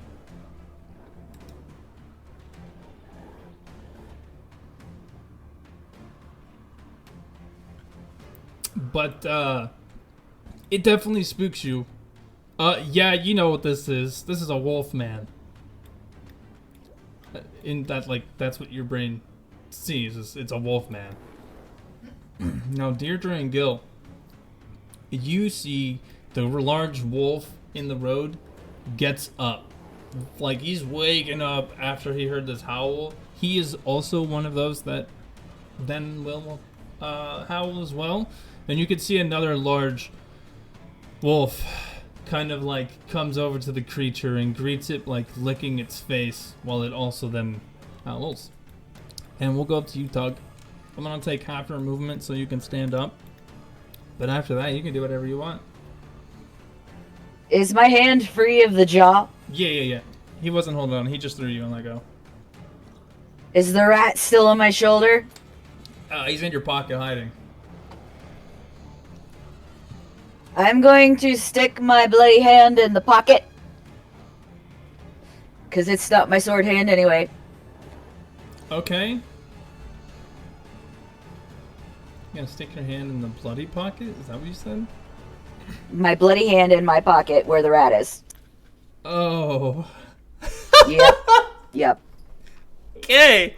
You feel a slight, like, Can you roll me a Constitution saving throw, please?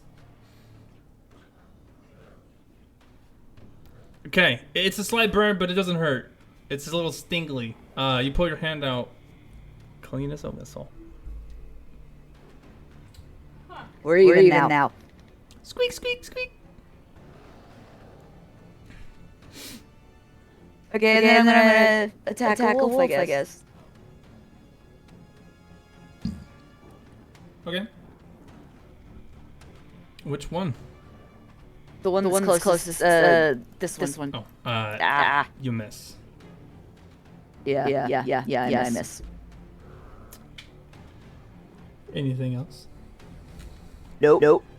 Okay. You're gonna die! Give me your soul! That's your opening line? That's his opening line.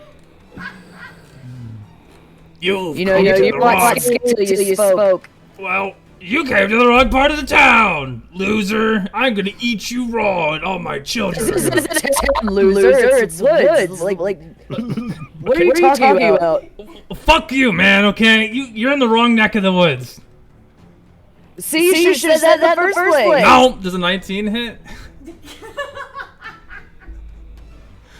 You take 3 damage. Can you roll me a Constitution saving throw? New favorite character, Wolfman.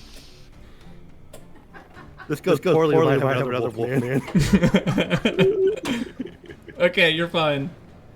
He goes, halt, and he grabs you, like, he just, like, fully bites your hand, and as it's, like, pointing at him or waving around, and then he immediately goes in to try and kill you.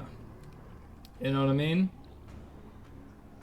Yep. And then he slices you right in the face with his hand as he pulls away, as you pull away, or I guess as he pulls you in with his bite, you take 10 damage. Ha! It's not so funny now, is it, asshole? What? Hell tribute. Fuck! And you blast a giant puff of fire right in his face, hitting him for 15 damage. Fuck you! And then we Fuck you! You're gonna get burned! Well, fuck you! Oh. And we go to you, Deirdre. I'm not even gonna lie to you. You hear a slight roar, like it sounds like it's 100+ feet away. You hear a roar in the distance. It's so slight, like you barely hear it, but it's enough that the wolves in front of you, they both perk up, and you see that they're both looking north. Did we hear the whole thing with Tug? Gil, you would have, yes. Deirdre would have just heard slight bits and pieces of it, not enough to discern who it is or what they're saying.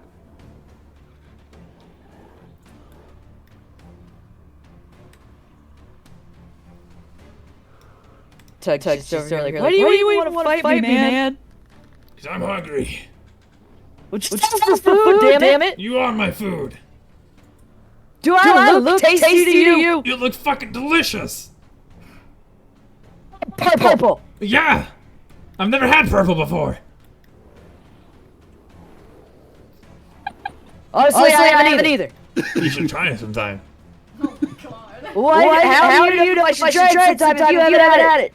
Well, I eat meat a lot, and a lot of different people, and I know what colors taste good. Well, what colors taste bad? Because I'm a cook, you know. The white ones. Those are usually like your vampires and your skeletons, and there's no meat on that shit. No, there's no meat on that at all. But those living creatures, yummy.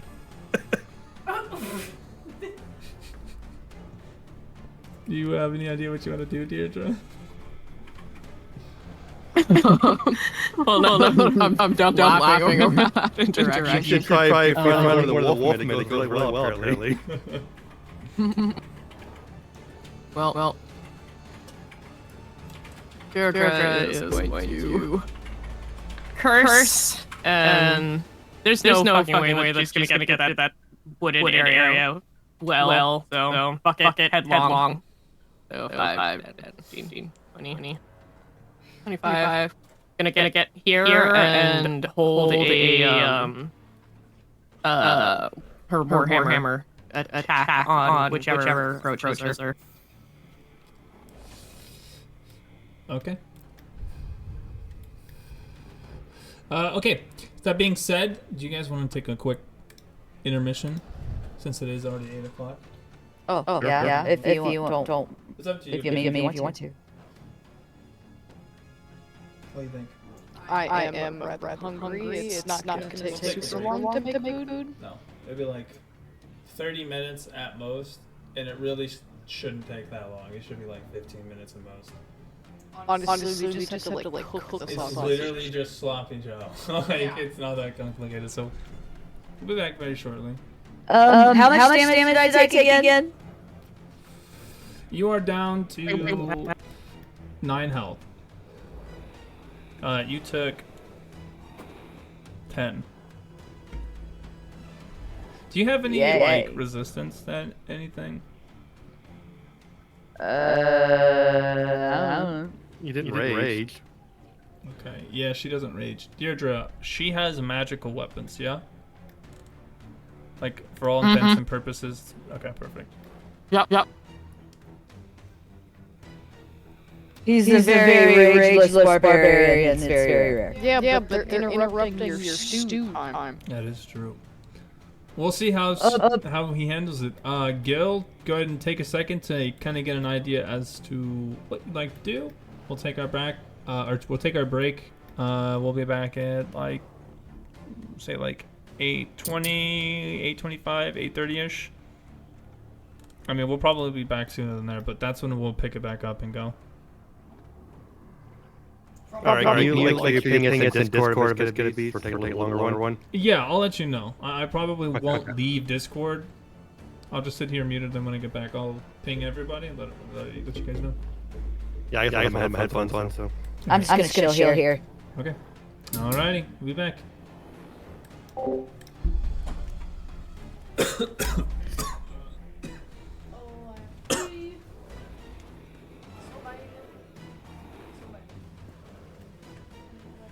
that so fucking faucet? Yes. Why? I don't know. She's not safe, but no, she's like.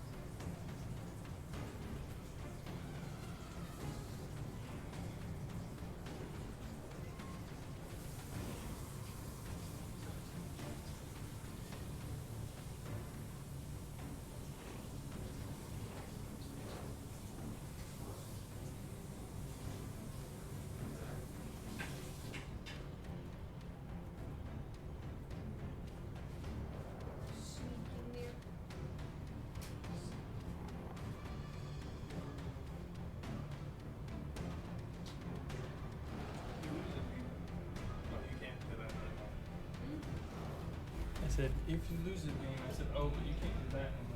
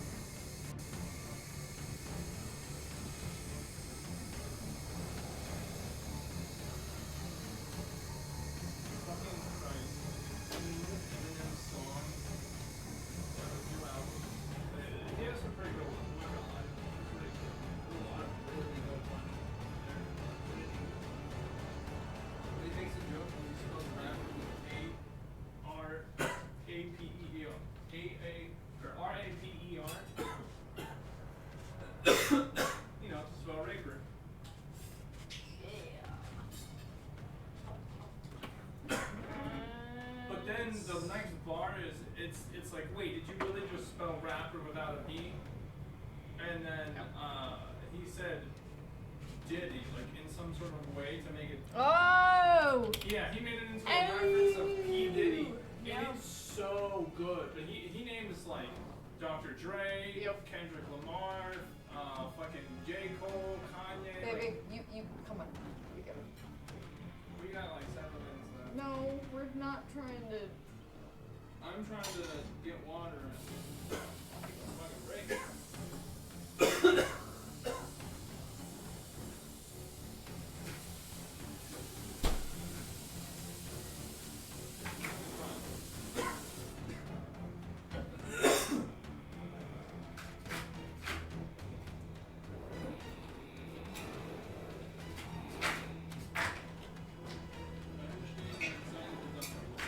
What the fuck?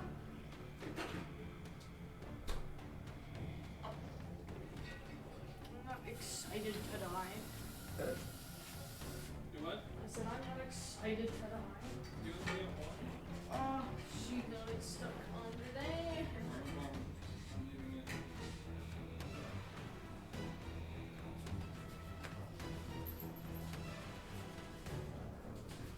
It's not stuck.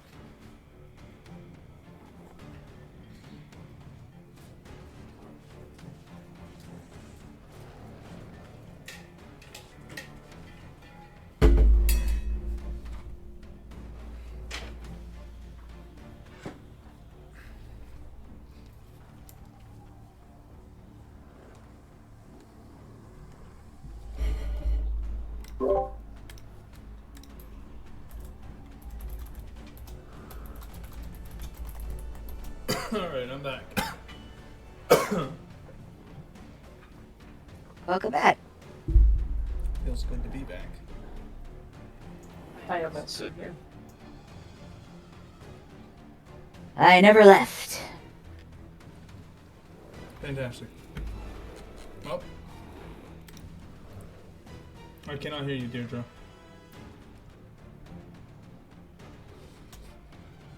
It's saying you're putting out noise, but I cannot hear you.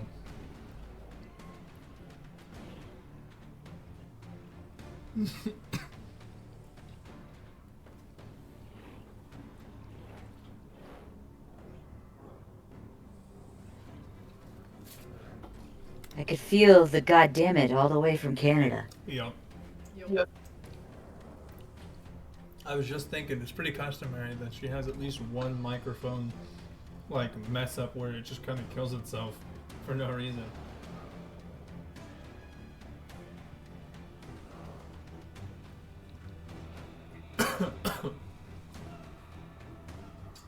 suppose. Can you So unplug how's your- everybody enjoying the session? Pretty good so far. Baby, could you unplug your mic then replug it back in? Can you hear me now? Yes. Yep. Yeah. Yeah, from there. Okay, good. I'm gonna speak again. Cause you were robotic earlier. Wow. Yeah, it's still robotic-y for some reason. Why? Mm-hmm.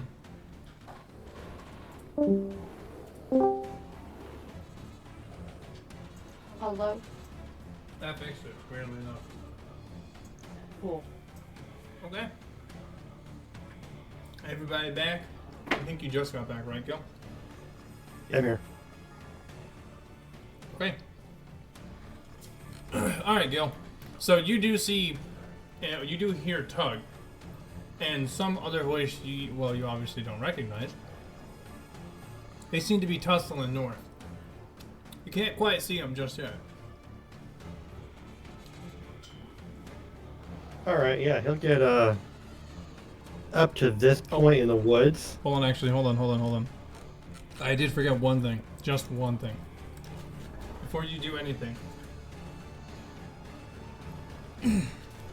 What was your stealth roll again? Here's 11. 11. Perfect. Yeah. These wolves notice you. As you pay attention to the north, you dart your head back to, see what's going on.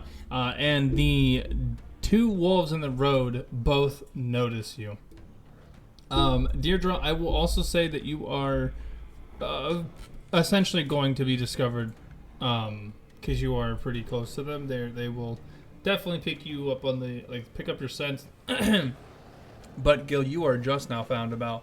You look over and you make eye contact with the wolves, and you're like, "Oh, fuck." So, do they look like they're intent on pouncing, or maybe they in the process of coming towards us? They look like they are.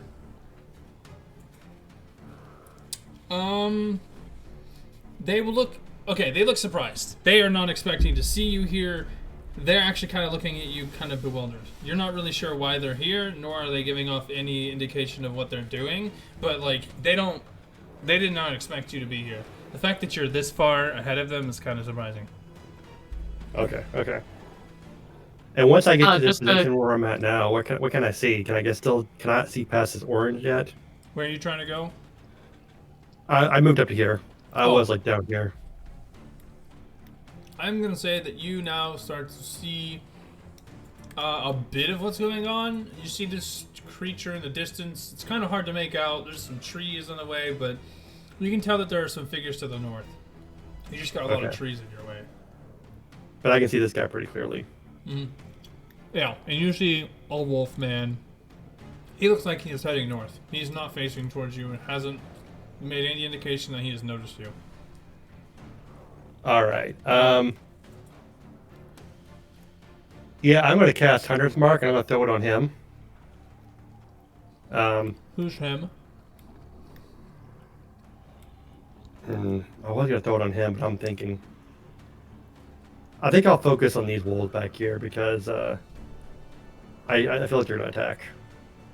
So I'm going to back up to here, and I'm going to drop Hunter's Mark on this guy, and then I'm going to fire. Okay.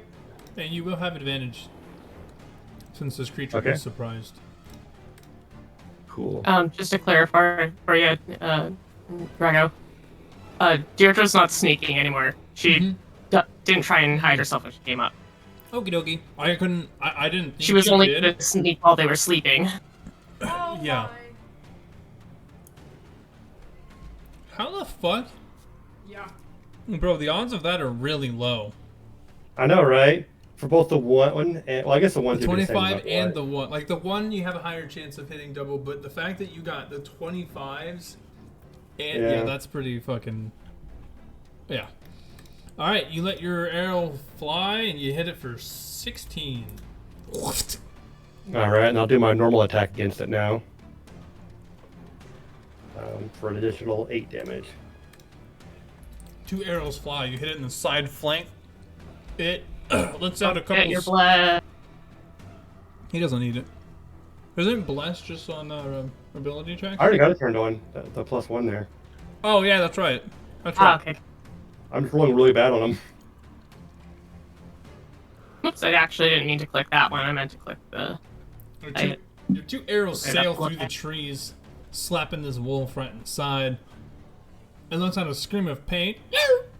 This does catch the attention of the wolf man ahead of you, but we're not there yet.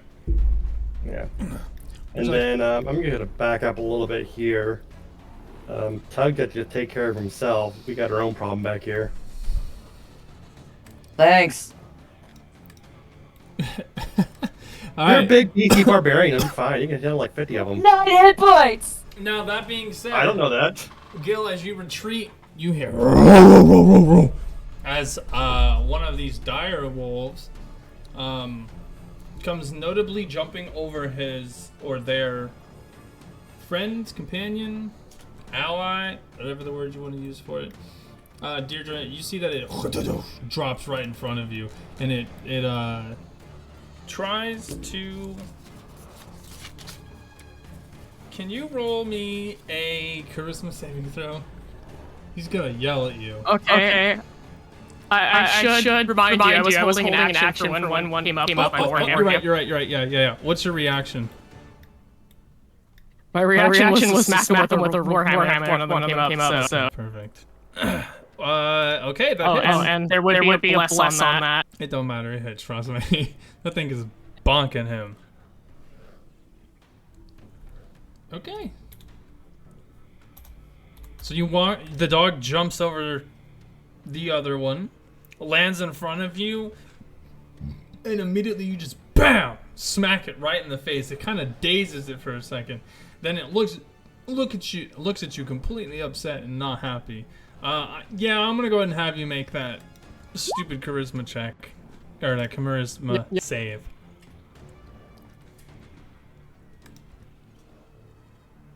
All right. And again, with bless, it can do.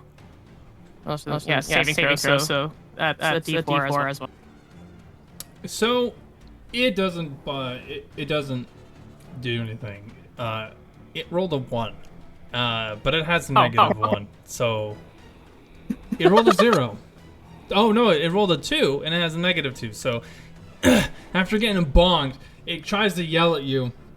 But as it like stops, you see that it kind of like sways. See, it's so slightly dazed, not fully stunned, but like, yeah, he was not expecting that of all things.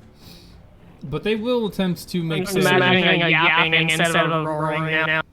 Pretty much, pretty fucking much. But they're gonna come on down to you, and it's gonna attempt to bite you. Nom. It does a 7 hit. No. Okay, perfect. All right, Tug. Let's see what you got going on. You see the wolf that was hurt stands up, and that leg really doesn't look good. That's a real wound. And the dog just slowly begins to just meander very slowly, like three-legged, walking into the forest. Not trying to be here for this. The other one, however, looks at you and begins to keep barking at you like a little dog.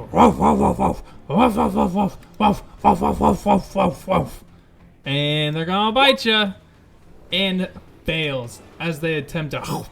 Just can't quite connect. You're somehow too elusive for this wolf. And we're gonna go. Who's gonna help you? Alright, so. Interesting. Okay. Then we go to Helm Bizzle. Where? Yeah, no, fuck that. Huh? Okay. You see the Wolfman comes bundling into sight, Deirdre and Gil. For a moment, he stopped and contemplated his options, looking between north and south, and chose south. South was his ideal. And he gets about, what is that? 15, okay. So he gets about 15 feet away from him, from you, Deirdre, before the Wolfman sees you, and he yells out, "Hey, you're gonna pay for coming into this neck of the woods. Get ready to get rough." As they come running up to you, and they're just gonna throw their claw at you. I'm just glad he learned from his friend's mistakes. Exactly. Miss. And then the second one is going to hit you for 5 damage, as it just barely catches like your chin, putting a nice little scratch on your face. And then after that, after the assault, the Wolfman will look at you and taking a second, you notice that he has some colorings to his fur, like symbols and such, but not like runes, like tribal.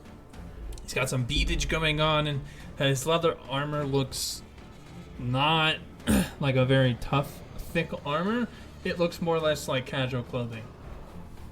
And he looks at you and he goes, "You're stepping into the wrong place. Are you ready to rumble?" You're speaking like an idiot. "You're the idiot here, bucko. You've stepped into Stonetooth's cave." Well, it's more of a forest, but you get the idea. I'm working on it. I wish I had a hold up newspaper and bunk him on the nose. And you see that he like gets down on one knee and he like flexes his muscles. He's got like a nice cool little headband going on. His primary outfit color is red. And a very noticeable red. And Mugwort, we go to you. You see Tug get just thrown about. They stand up, and this Wolfman begins yelling just nonsense towards Tug, and it looks more like like an argument than anything. But you have heard chaos break loose. What would you like to do? I'm gonna try something funky. Okay. I want to use this for a sound. Okay. Both the wolf and wolfman that are next to Tug are within range. I want to try and overwhelm both of their senses with just weird, crazy voices saying things like, "Hey, over here," negative things, whatever. But I want them to start. I will. Okay, so what I will say is that that's already a spell.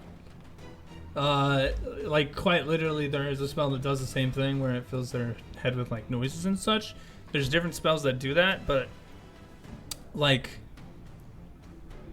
what is it? Okay, what are you creating? So like, what is the image? And if it's not an image, what is the noise? And then what? I guess it would be a full minute. Yeah. What kind of noise would it be? Because this isn't something that specifically charms them or gives them a status. This more or less is confusing them. Because ideally what they'll be doing is they'll be trying to discern whether or not your spell is a real object or not.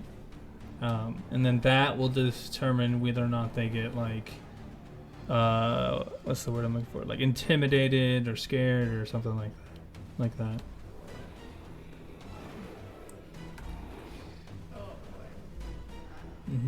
Because like I know what you want to do, but I need you to be able to explain like what it is you're doing to try and achieve those results. Okay, you know what? I'm just gonna completely give them an overwhelm. I want to kind of flashbang them, but with auditory things. Okay, Like- so just like really loud noises. Could you give me examples of loud noises? Like tinnitus. Just like a that gets gradually worse. Yep. Okay. And tough. Tug, can you roll me a let's see. Oh, okay, so it would be initial, so this is gonna be a spell save. I think, yeah, I'm gonna need you to make me a an intelligence save, Tug. Guess that would be the best, yeah. Oh. Oh no! Oh no. Okay. Oh. Oh. Oh no. I am so sorry. Well, I'll tell you what, it's looking good. It's looking good! It's looking good! Okay, No. So, for flavor's sake, what do you conjure up that creates this? Give me an image that creates this sound. An image that creates this sound? Yeah, like a creature, an object, an Okay, it's gonna item, be a sorry. really fucked up, gnarly, thin, black-looking creature, and you're just gonna see it kind of walking, stop, look at all three of you, and it's just going to unhinge its jaw, and that's when it starts just screaming. This loud tinnitus sound that just rings through your ears. Mugwort, you witness all three of your teammates, well, your sorry, not teammates, all three of your adversaries, including the one that's running away, the Wolfman, and Tug, all immediately just drop to like their knees. The wolf covers its ears, Wolfman covers his own, and you see Tug just like tries to squish his head by putting his hands over his ears, trying to stop the noise. I'm gonna say, roll me a D10, Mugwort. A D10. Yeah, a D10. For 5 rounds, these creatures are gonna have hard hearing, so they will have disadvantage on perception checks because of how loud it is. It's like a flashbang effect, like you said. And where's an audio? We'll do that. That'll be fine. Oh, what else would be fun? Oh, yeah, I'm gonna give you a stun status until your next turn. So, Tug, you are stunned, which essentially means that everything has advantage against you.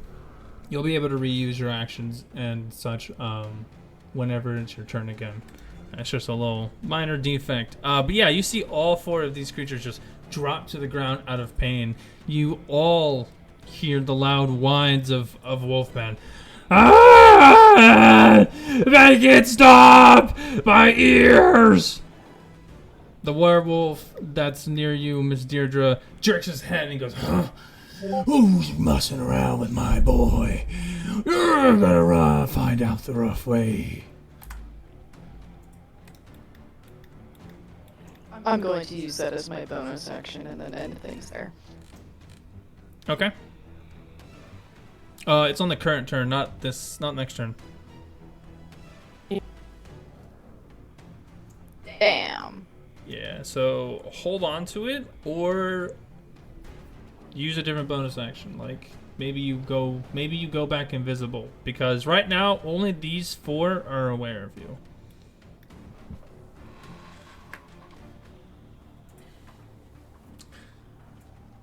Which one do you want to take? Disengage or hide? I'm gonna hide. Okay, roll stealth. And that will make sure that anybody like walking around you wouldn't just see you. Okay. You go hide. And yeah, they're gonna not know where you're at. As soon as you just gone, they lose you. They couldn't even try to find you if they wanted. So you are very well hidden. Damn. Okay, yeah, we'll end you there, and then we'll go to Dire Wolf down here. Now, this one was the one that was shot with 2 arrows, and so he looks around in the forest, and he does take a step towards it, then realizes that he's just too big. He is not gonna be able to, fit in through these fucking trees, and it's not worth it for what he considers not worth it. So he says, "Nah, fuck that shit," and uses all of his movement to jump over you, Deirdre. You find yourself flanked. It's not looking good. In danger? Yeah, pretty much. But Wolf is gonna get his 1 attack on you. And you're gonna take 8 damage. And can you roll me a strength save? Oh no. Oh no. That's fucked up, Gil. Careful, you might be the one who dies. Okay, as the creature goes to grab around you, it's enough that the actual jaws of the creature are what hurt, the pressure, not the breaking of a bone or having flesh torn. And so thankfully your heavy armor stops it from putting any serious damage on it, but you can definitely tell you're gonna feel that one in the morning. Expect bruising for a couple days. But the creature's not able to pull you down, and that's what made it so bad. Because you're able to hold off instead of getting thrown with it and taking that adverse effect. You know, so got a little bruisey bruise. Excellent. How much damage did you say I took? Took 8 damage. Big old 8. Okay. Ah, So from 16 to 8. No. I already took it out. Sorry. I thought I should have said that. I'm just so used to doing it because of Tug. Okay. Yeah. I keep forgetting that you play the game.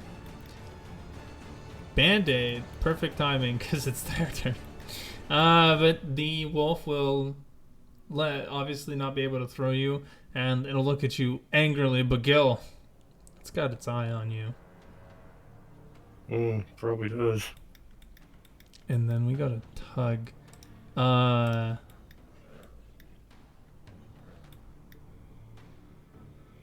You know what? They're all just stunned, right? You're right. They are stunned. It's Deirdre's turn. They still sit there. Okay. What would you like to do, Deirdre? Well, I am not happy about being hurt, but I'm relatively okay for now, and I'm gonna call out to Gil to take down this bipedal fuck. He seems to be, more in charge, and I'm going to use cantrip on the dire wolf I already smacked in the face. Gonna use the. So it take 9 fire damage since it already took damage if it fails the wisdom save. And it succeeds. Dang. Close. That was actually really close. Welcome back. Alright, and that's an action. And I don't think I have any bonus actions right now. Oh, I do, but it would take away. No, you know what? Fuck it. Fuck bless. I'm surrounded. I need a bit more. We're doing fucking spiritual weapon. Okay, I will have that. Well, spiritual weapon's not concentration. Not yet, anyway. Oh, wait, it's not? Yeah. Oh, you're right, No. it's not. No, it's not. No, it's not. You just So cast it we still and- have less. Fuck yeah.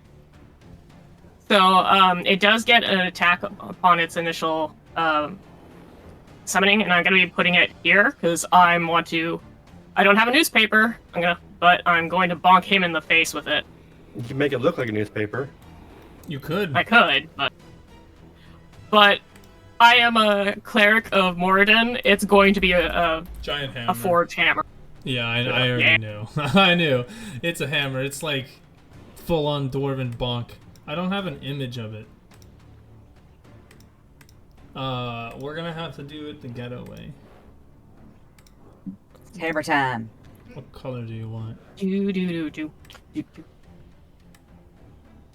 We're gonna say blue. Alright, where did you want them exactly? I wanted it here so that I had the square below, so that it could attack either of these two. Okay, 19 hits. Pick your target. Well, that's this guy up here. I'm bonking him in the face. Roll damage. Okay, 3 damage is 3 damage. Bonk! He gets bonked on the nose. What are you doing there? You're making a fool out of me. You're gonna regret that one, sister. And yeah, anything else? No, that is my action and my bonus action. I'm just now standing there with my shield, trying to cover myself as much as I can. Okay. Now, Gil, you're up. Yeah, so I hit this guy twice. How is he looking? Not looking good. Those arrows definitely went pretty deep. It's not like oh you hit him in the leg. No, like you hit him in the chest area. All right, I know she told me to focus on the bipedal, but I want to try to pick this guy off first before I go to him. Okay. So I'm going to attack him. That is gonna be a miss. A 12, yeah. You see it hits a tree in front of you. I'm guessing you don't Alright. have inspiration, do you? I do. I guess it's probably a good time to use it, given the situation we're in. So I'll roll again. Okay. How about a crit instead? Ooh, beautiful. Take a shot. Yeah. All right. What do you do to it?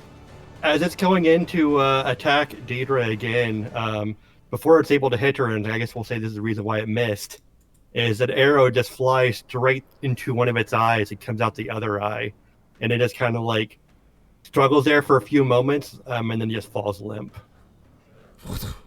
Dead in an instant. Fuck your flanking. Yeah, fuck, you're flanking. Boom. That's one dead. Yeah, he'll draw another arrow and be ready for his next turn, I guess. Alrighty. And we go to the next one. Alright, as that wolf drops, you hear a howl between the two wolves near you, Deirdre and Gil, as they both see the death and immediately mourn. But it is swiftly replaced with a angry snarl, growl, grr. And this wolf is just gonna attempt to attack you again. He didn't like that you killed his friend. Ooh, that is gonna be a miss. All right, nice little chomp near you. It is the one that he hunter marked. Yeah, I'll go ahead and just move my hunter's mark to this guy, just so in case I want to use my bonus action for something else next turn. Okay, bet. And then we're gonna go to Das. Stun. And then, okay. Alright, Deirdre. You see, he looks at you, the wolf man, and goes, You're not going anywhere. You and your friends are dead next. You're gonna make a good meal. I'm gonna pulverize you. can you roll me a... I'm trying to remember exactly what it is. Oh, I have something for this. Hold on a second. Yes, if you couldn't tell who he is, you'll know. Yeah. Where is it? He got lost in this this area like several years ago. Is where he went. And he got bit by a werewolf. That's hilarious. Can you go ahead and do me a favor? I think I need you to roll me a strength saving throw, Deirdre. Yeah, strength saving throw. Okay, and that does have the D4 because the bless is still up. 10. Could be worse. Could be a lot. It could be a lot worse. Fuck! Alright, you see that he goes to grab your arms and he just begins to try and squeeze, but you're able, like, you just kind of look at it for a second. He seems to struggle, and then you just kind of like move your arms and it shoves him off. Damn, lady. You're a tough one, but I've been known to bend steel. He got... Can you roll me? He just stares at. Can you roll me another strength check? Or sorry, Okay. a strength save. All right. This is the one. Okay. So he goes again, and this time he grabs one paw, like at your neck, grabbing your armor, like actually grabbing your plate of armor, slipping his claws between like your chainmail underneath or your padding, and he's able to quickly pull you to him, and with his hand still on your chest plate, get behind you. And he now has his arm running around your throat, holding onto your chest plate, so it's like a chokehold, but the anchor point is inside of your armor. So it's like he's using you as an anchor against yourself.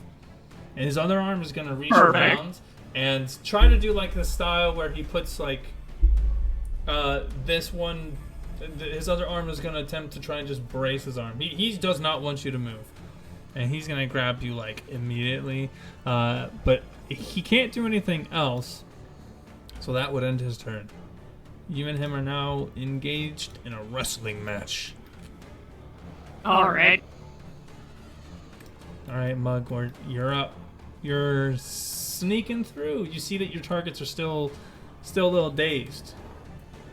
Oh, that'd be a lot more dazed. I'm going to stealthily move over here. Mm-hmm. Okay. You come up. As you come up the hill, coming through the bramble, you do see some figures to the south, but you get a better, clear look. Can you roll me an intelligence check? Sure. If I can find it. Yeah, that's a werewolf. You know what a werewolf is. You know what a vampire is? You know what a werewolf is. And normal wolves. Okay. What are you using your mage hand for? I am actually not done. After that, I'm going to cast Mage Hand Ledgerman, and I'm going to turn the Mage Hand invisible. Okay. I then would like to be able to control it, Mm-hmm. and I have a really fucked up plan. Okay. Is the werewolf man still yelling because of the flashbang? No. Well, I'm gonna do something along the same line anyway. I'm gonna control the Mage Hand to just start choking the werewolf man. Oh my god. He can't see it. I know, but like, damn. Okay. Roll me a d20.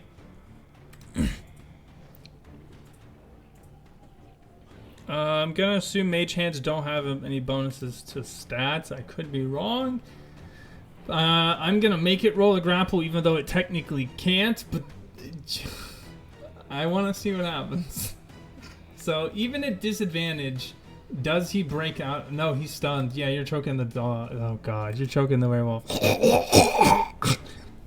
Todd, you see the imprint of a hand around the wolf as he begins to not only like hold his ears, but then he lets go and is now holding at his throat at something, but he doesn't know what it is. He can't get it off. You can tell that whatever's impairing him is causing him to struggle. God damn. You're just choking him out. Okay. I need to roll. That's pretty good. Okay. Alright. I know how long he'll have breath for. That's gonna end your turn unless you want to move somewhere else, Mugwort. Nope, that's where I want to end it. I do want to know, notice, if he does pass out, I will stop choking him. Okay. Doug. You're oh, you're stunned. Sorry. Am I still stunned? How long have I been stunned? You've got, this will be the second turn you're stunned. You've got 3 more turns after this, and then you're unstunned. But it's not as bad. It hurts less if that makes you feel better. Can I release that on Doug? Can you release? It's like a secondary effect of what your initial effect happened. So I would say you don't really have control over that. Like a mage who has the ability to, well, a mage who's strong enough can cast Fireball on his teammates without killing them, right? But that's because like the shit he's gone through. If you have anything that specifically says it doesn't hurt your teammates, then I would say yes. It unfortunately doesn't, I don't think. I mean, I can't do anything, so... I will say that creatures don't have disadvantage against, or don't have advantage against attacking you. I'll say attacks and ability checks against you will have, see, like a +3. So it'll get, not as harmful over time. Oh damn, that one's done too? Fuck. Okay. Deirdre, you're up. I mean, there's nothing going up there anyway. Alright, Deirdre. Alright. I could try and break out of this, but you're just not gonna do that. She's going to swing her hammer up and over her head to try and bash him on top of his. Okay. I'm gonna give you disadvantage, but I do want to see this happen. You'll have like partial right arm is just like close enough to hold on to it, and like you can move your elbow, but you can't like move your shoulder. Oh fuck! I want to use an inspiration. Go ahead.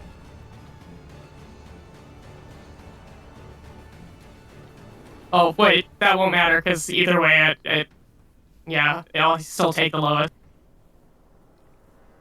You want to take the nat 1? It could be better than a nat 1 fail. That's true. Yeah, I'll save myself from a nat 1. Okay. Yeah, you don't hit him, but nothing happens to you. You just go, and then like Thor's hammer style by the strap, try to throw it up. You just can't. It just kind of like bounces off your shoulder, then bounces back down. He goes, Oh yeah, sister, you're gonna need to be able to reach more than that to hit me. Well, good thing I have a secondary hammer floating around. Bonus action to command my spiritual up. that will have advantage. Oh, then I'll roll it.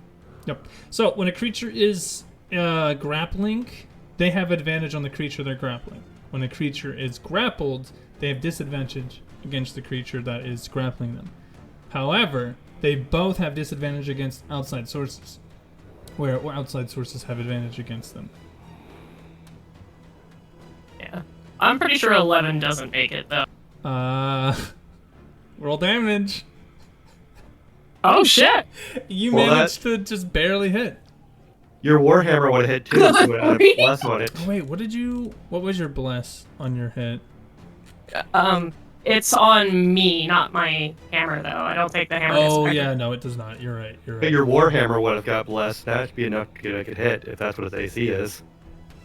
She rolled a Oh, that's 6. true. Oh, you're right. The 10 plus just a 1 could hit then. Yeah. Go ahead and 3 damage is still a hit. Roll damage for your Well, warhammer. hold on, because the 10 it wasn't replacing the entire thing. That was just getting rid of the nat 1. So at disadvantage, I still would have been 6. So that's 9. Is that how you run an inspiration here? Usually, like if it's like a lucky feat, it replaces your whatever you rolled. Okay, so you. I had disadvantage. Yeah. So that being said, since you have disadvantage, you need to roll your warhammer attack one more time so we can see what your lowest number would be. Because the way that I do it is when you have an advantage or disadvantage, it doesn't matter. When you're re-rolling it, you're re-rolling both numbers instead of like just a specific one. Yeah, that way that like Oh. yeah. That's Okay. how it saved you guys quite a lot because you guys have rolled like double numbers that were higher, even if it was a 11 will hit with your. Oh, you don't. No, you do. You would have bless on this, so you could, unless bless is one-time pop, and I don't think you used it, didn't? It's not. It's on until the spell ends. It's on any attacks and saving throw. Wait, is it a concentration? Sorry, is it a concentration spell? Oh, it is concentration, so I would need to do a con save. Con save, yeah. I need two different con saves because I got hit twice. God, it's so hard to keep up on it sometimes. Save and break. But I would also- say, for sake of everything, He would have bless on that last one too. So I mean, that would make it 10 minimum.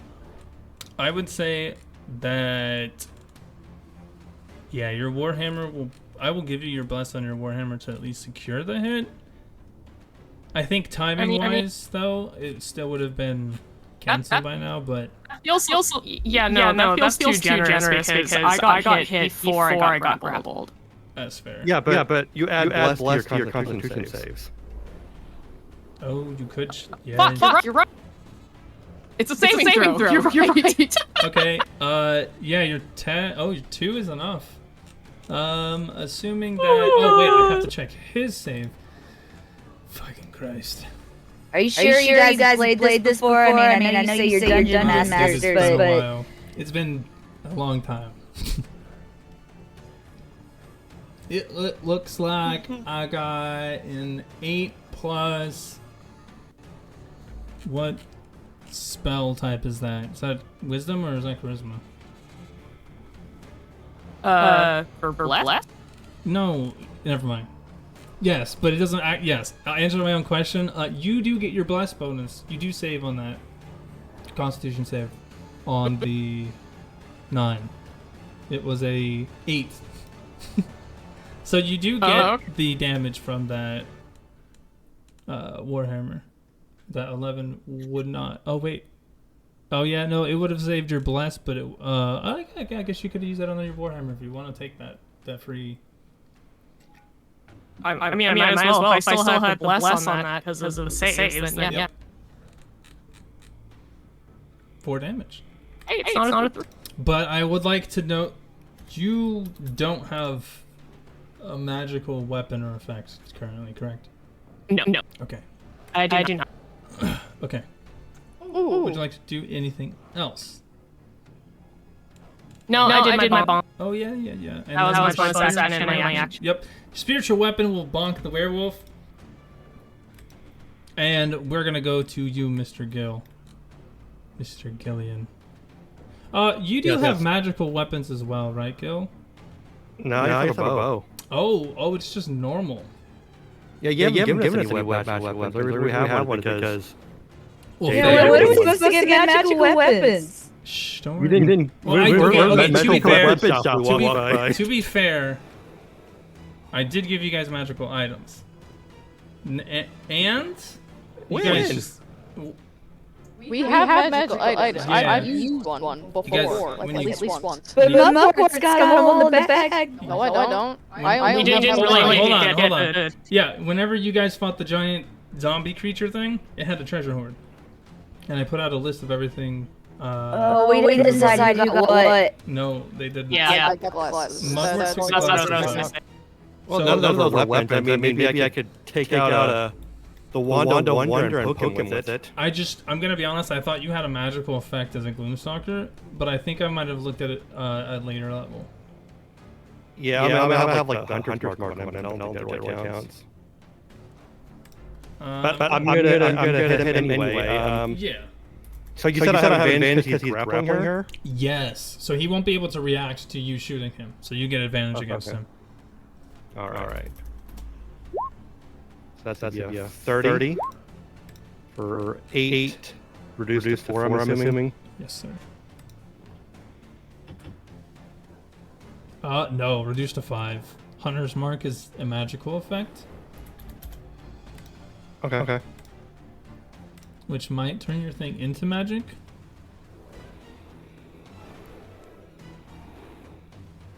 I don't know if it's supposed to. That could be like you're rolling.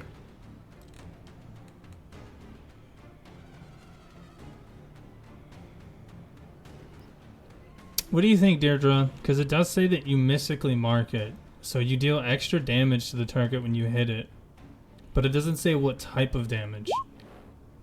It's the same damage as the weapon, so it's additional piercing damage. Yeah, it's Okay, yeah. That how makes I would run it is that it's basically making it so you strike at a more vital point because it makes it your accuracy better basically in the strike itself. Okay. I wouldn't. Yeah, that's how I would run it. Okay, fair enough. That being said, I don't really need to change anything. I will be honest with you. I'll keep that one wolf dead because realistically you would have done enough damage for it. Like definitely with the crit would have killed it. That's standing. I think we'll be okay. Okay. So that was okay. You hit your first one. You gonna keep shooting? That's all I got. I'm level 3. Oh, that's right. That's right. Okay. That being said, we go to Deirdre. You see the big old wolf standing next to you. He notices that you are stuck, and I don't know if you know anything about wolves, but he's not gonna bully you because he does not. He's not gonna just. I mean, he could just kill you right here, and you could be fucked, but no. He comes crashing through the woods, breaking shit down. Yo, Gil, he's coming for you, brother. I see it. And I think that's all he can go. Oh, I lied. He's gonna get so close to you that he's gonna attempt to attack you. Oh man, dude, he's so... But he's not able to. He's like stuck behind a tree. Like 2 trees are perfectly like intersecting that he just can't get around them.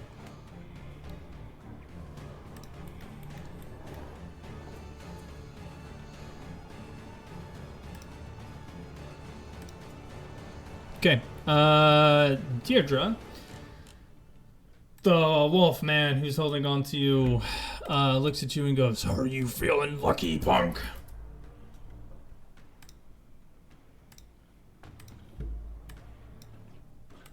She doesn't respond for a second. And just goes, shut up already.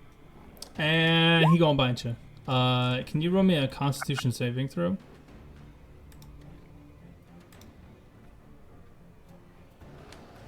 And less. You feel a burning sensation burn through your body. Something drains some of the energy out of you. You feel exhausted, and it's not poison, it's like fire. Alrighty. Did you And bless still up. Okay. Did you use an inspiration point? No, that was my I took damage. Oh, okay, cool. Just making sure. Wait, which one was the one for the damage?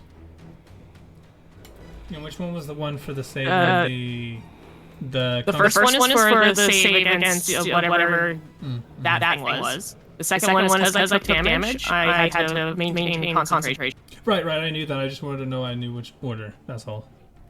Okay, cool. Yeah. Your bless still remains. You get a little burny, tingly wingly as he bites right into your neck, leaving a considerable wound. Not enough that you're bleeding, but yeah, he was definitely trying to hurt you. Oh my god, you're delicious! And he's gonna end his turn there. Oh, we got some good eatings today, boys. Oh! And we go to you, Mugwort. Your hand is still choking shit. How's he looking? It's been 1 turn. He's looking okay. He just looks like he's choking.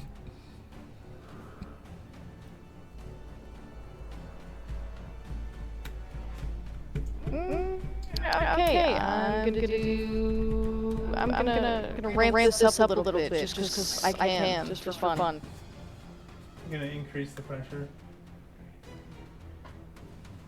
No.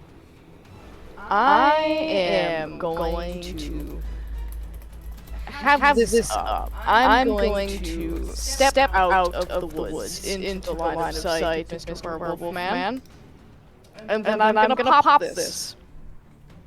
In doing so, I'm going to make myself look creepy as fuck. Okay, what are you gonna look like? I'm just gonna look like normal me. I'm then gonna turn to face him, and the moment I connect with his eyes, I'm gonna make it look like my neck is turning at an unnatural point, and I just have a big ass, wide, sharp fucking grin, and I just stare at him. Jump scare. And you see as he's holding on to his ears and his what else was that? I think that was it. His throat, for a second he turns and just a couple gasps of air before he sees you sauntering out of the brush, and it causes him to just drop. He is frightened of you.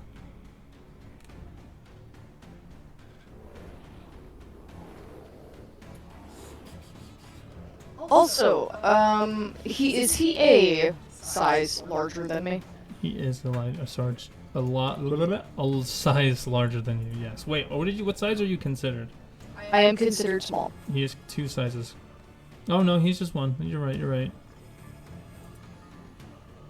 Okay, so then for my last attack with my mage hand, can I throw on my Fury of the Small? To do what exactly? To add on the extra damage that I wasn't able to do last time? It doesn't make them do damage. If it doesn't do damage to them, you don't get to use that on it. It's whenever you damage a creature. And your choking doesn't, like, actually do damage. Because I could be wrong, but I'm pretty sure the mage hand gets a +0 to all of its stats. So it's like I think a 10, I think it is. And I don't think it can make attacks with weapons, but it can make improvised attacks like punching and squeezing. And I wanted to see how many pounds of pressure it would take to like crush a throat, and it's 4 pounds. So it can carry 5 pounds, meaning it could choke somebody. But it doesn't deal damage. If you had left it choking, it does take damage from suffocating. If that makes any sense or helps. It makes sense. So you used your action for your silent image. Do you want to continue choking this thing with your guy, or do you want to just like let it run? Because it's scared of you and it's stunned, so he can't really move. Anything that hits it will have advantage, and he's gonna run. Yeah, I'll just keep choking him. Okay. And then that's gonna be it for right now.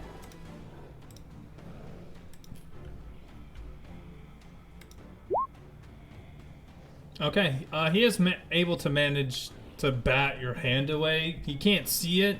He's still freaking the fuck out, but he manages to smack it away before it could grab his throat. And we're gonna go to you, Tug. You are no longer stunned to the point of incapacitation. Your head's a little foggy, and you do get like I'm gonna say like a -1 to all of your rolls, but for the most part, you're feeling better than you did moments ago. You look around and you see through the haziness a wolf and a wolf man. You see Mugwort. I need you to roll me a fucking intelligence save as well, Tug. God damn it. I'm so sorry. Oh man. I keep forgetting. And then I'm like, wait a That second. is not his thing, Mug. Well, I did say I only wanted it on Mr. Wolfman. Okay. I'm fine with that. I'm fine with that. Okay, good. Yeah, you see Mugwort just walking out nice and casually, and the Wolfman seems terrified of her.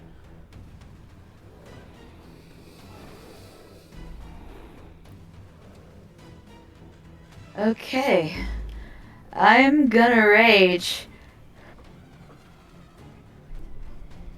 Okay. Cause I'm mad, I don't feel good.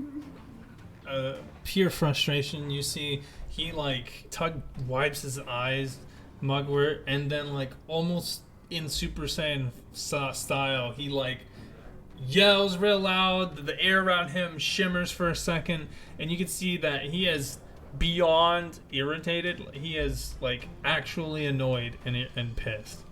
Welcome back.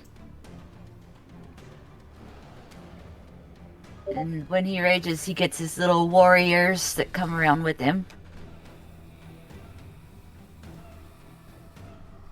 Okay. Damn. Go ahead and hit. That hits. Finally! You see Tug pulls her great axe above her head and hiss and funks it right into the chest of this werewolf.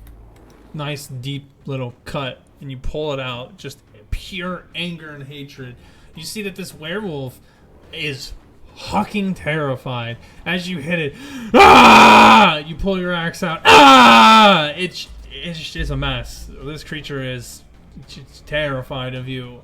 You can keep going. Anything else? I don't think there's anything else that I can do. I just want to make sure, Doug, you've got your Forge Blessing ticked off, right? For the damage or the attack? It's for both on your weapon. No.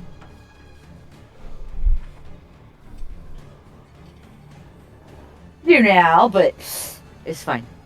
So there would be a +1 on both of those, so 11 rather than 10. Okay, anything else? Oh no, I think you said that was okay. We go to Deirdre.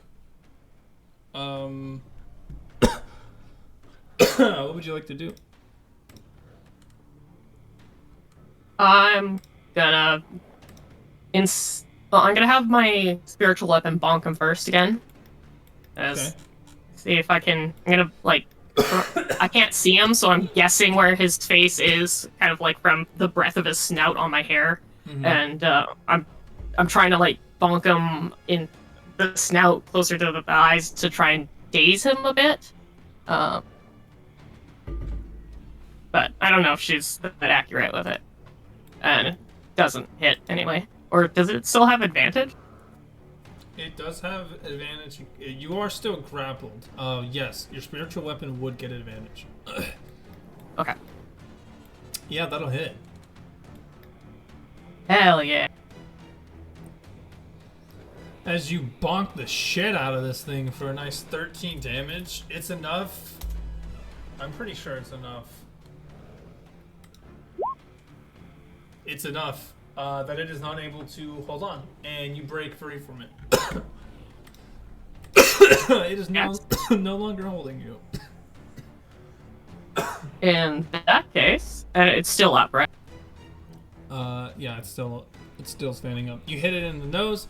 He goes, "Ugh! Oh, you cheap shot at me!" With it broken, I turn around and just, how about you just eat this instead, and hammer straight to the side of his face. Okay. Bink! That hits him. Oh, the fuck did you do that for?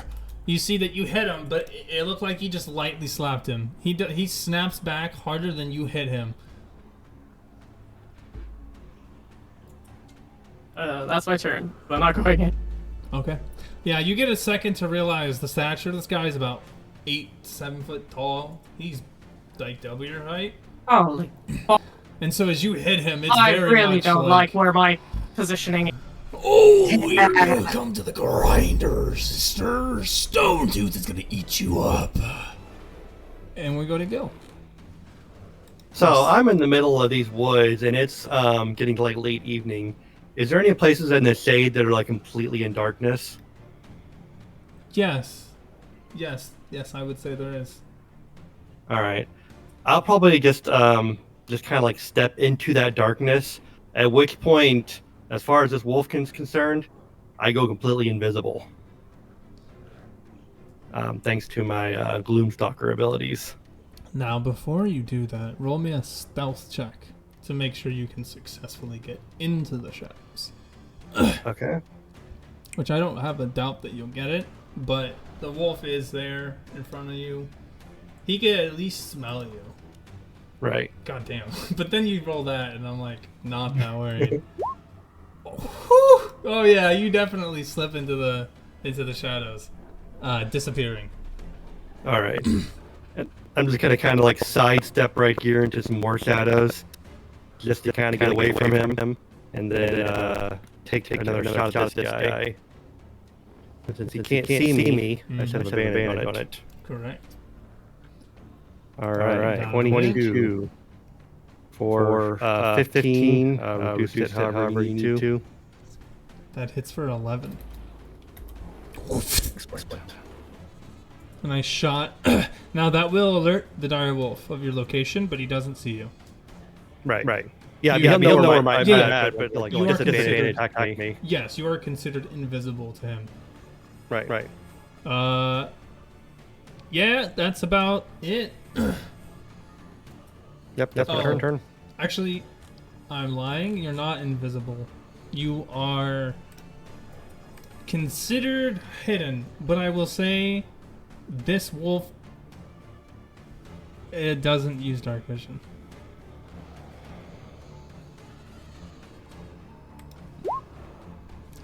Roll me another stealth check. Okay.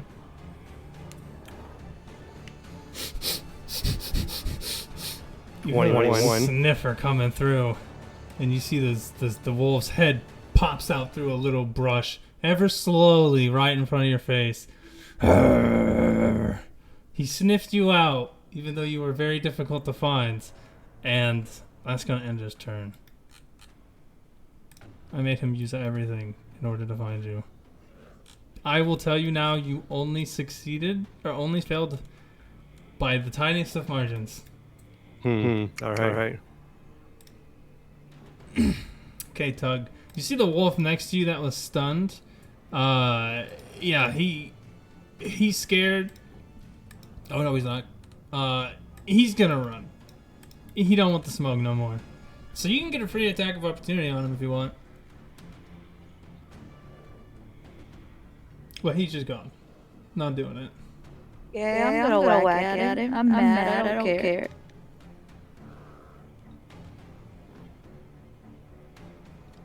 That'll miss. But you got close. I'm too mad. Fair enough. Blind with rage. Okay, come on hither. Alright, Deirdre. You see the wolf man in front of you. He's looking angry. He got shot in the shoulder, not looking too great, but he's mostly concerned with you. And he looks at you and he goes, Are you ready to die, sister? can you roll me a stealth save? Or sorry, a strength save. I don't know why I said stealth. Yeah, I was about to. Stealth saves are new special tricks I'm using. I was gonna say, I don't remember how's the that. stat? Less save modifier. He manages to grab you, and not only did he manage to grab and grapple you, how tall are you?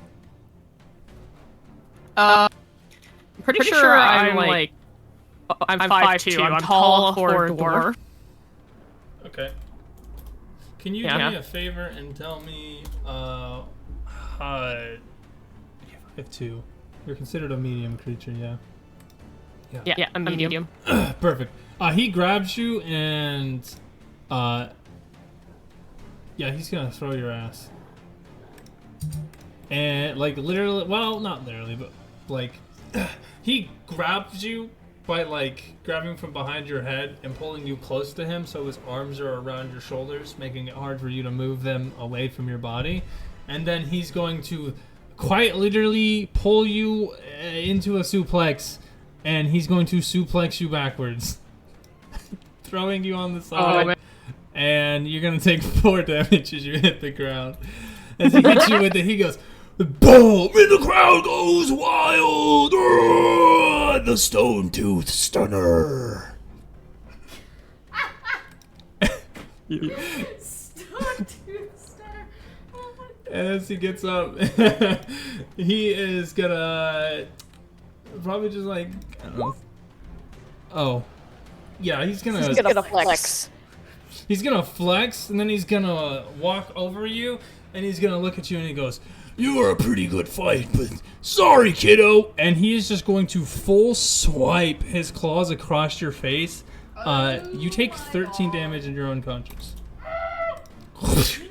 It kind of like, it's like a bear paw just smacked the shit out of you, essentially. Okay, Gil, bless drop. Yeah. And Mugwort, we go to you. Alright, well, seeing how these two are trying to run, I am... There are trees around, right? Yes, there's quite a lot. The wolves are practically almost out of sight right now. They're hardly able to be seen. It is getting closer and closer to night, or at least sunset. They are dipping through the woodland, and they are also traveling downhill. So they haven't quite left your vision.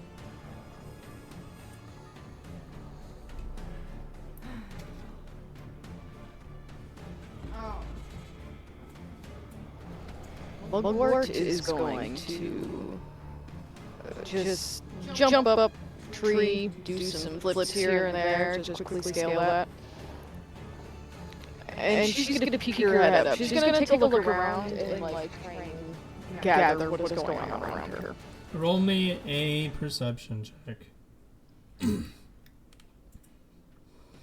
Okay, so what you're gathering, it looks like Deirdre is on the ground off towards the bend. Like, she hasn't quite hit the bend where she's losing, or you're losing sight of her, but you can see she's on the ground at the edge of the tree line. You can't see what's going on in the tree line. Gil seems to be hidden, and you don't see anything else. There's another form laying in the road more southwest, but you can't make out what it is. It seems that Tug and the werewolf next to you are the only two in this area that are close, and then it also seems like Deirdre is down and Gil is gone. Okay, so seeing as how the two other wolves are they're running away. She's gonna just jump between the trees, getting closer to them. Seeing what's going on and seeing that Deirdre's like on the ground, she's going to whistle loudly to get the attention of Werewolf Man and Wolf. And in doing so, she's gonna yuck a chromatic orb at him. What's the range on that? The range is 90 feet. Oh, fantastic. Okay. That's a spell save. Okay. You whistle and you yuck a fucking orb out of the middle of the air. What damage type do you want?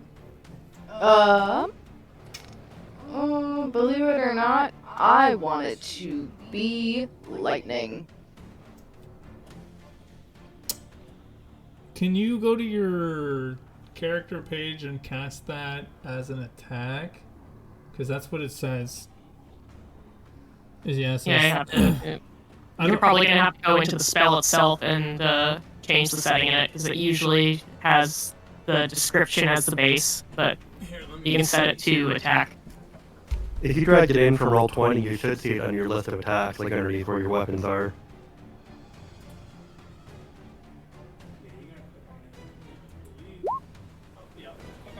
Okay, cool. I think it's Hey, one of those damage. things that I'm not going to care to learn more about. I'll figure Just it out. maniacal laughter. As a what color orb? We'll do like a neon yellow just to make it obnoxious. So is that acid or because like it's got to represent a type?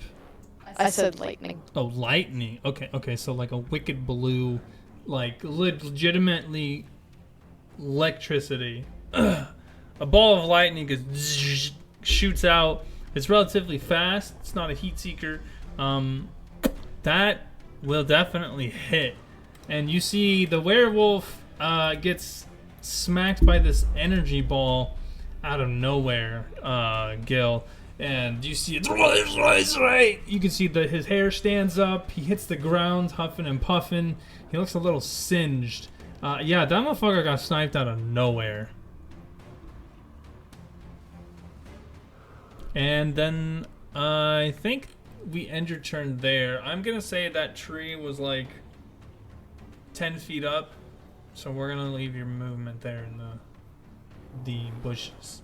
I will say that your attack will cause the werewolf to know that you're in a certain area, but he doesn't know your exact location. Yeah. And then I think we go to Tug. Hi, Tugalicious. What are you doing? I guess I'm gonna whack that guy again.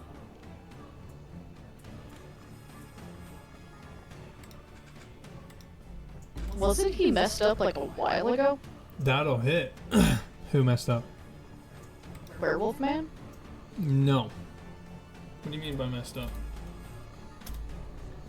I thought he was down. Wolves, not werewolves. You choked him, he got out of the choke. Mm-hmm. Yeah, the second time you tried choking him, he swatted away your invisible hand. Yeah. That's unfortunate. It sucks, but they limit the mage hand to 5 pounds. That kind of sucks. But like, I get it. I totally get it. That will hit. You slash into him with a nice 13.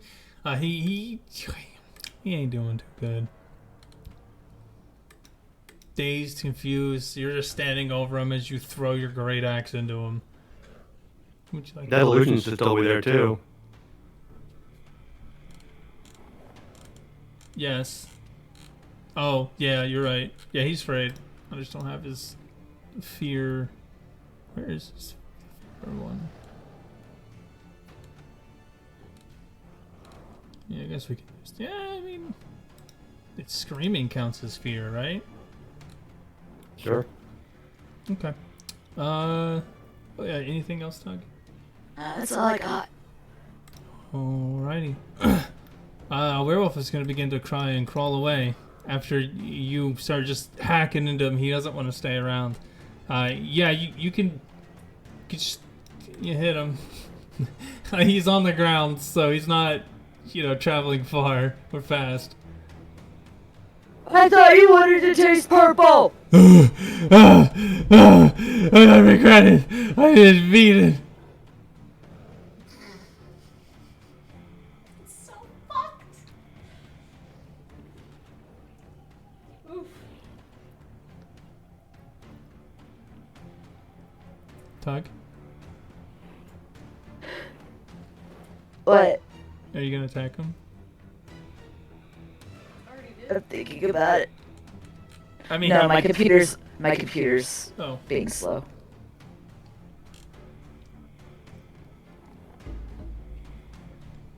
that will hit.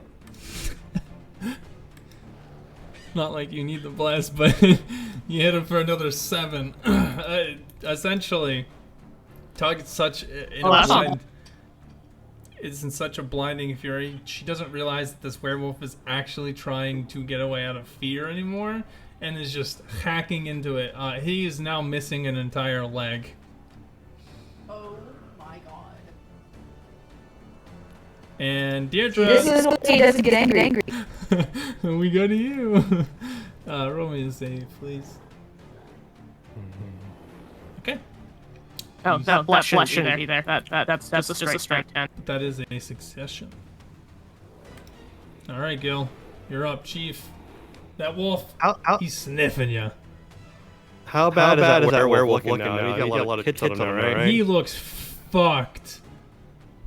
But I will warn you, that wolf is close enough to start stopping your attacks from being as effective. Oh, I know. And he wants you. So you're saying that he doesn't have dark vision then? He does not. So he's relying entirely on scent? Mm-hmm. Okay. Alright, well, I guess I will have to attack him then.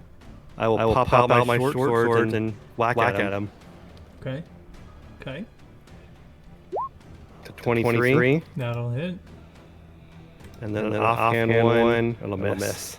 Okay, you get a nice little Great. scrape on his face. Hunter's Mark also applies to the melee attack. Yeah, but I'll have mark on him. Yeah, it's on the werewolf. Mean. And oh yeah, and short sword or secondary takes your bonus. Okay. Okay. You slash at the wolf. The wolf bites.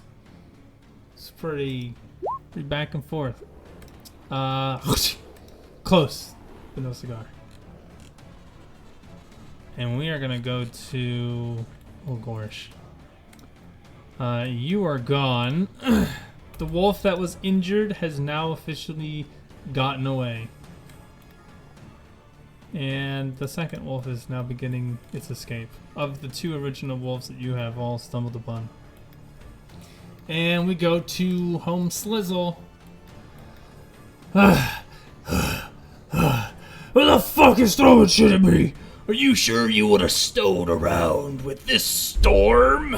And you see he begins walking just all not happily in your direction, Mugwort. And I assumed you're just like perched up in a tree or something.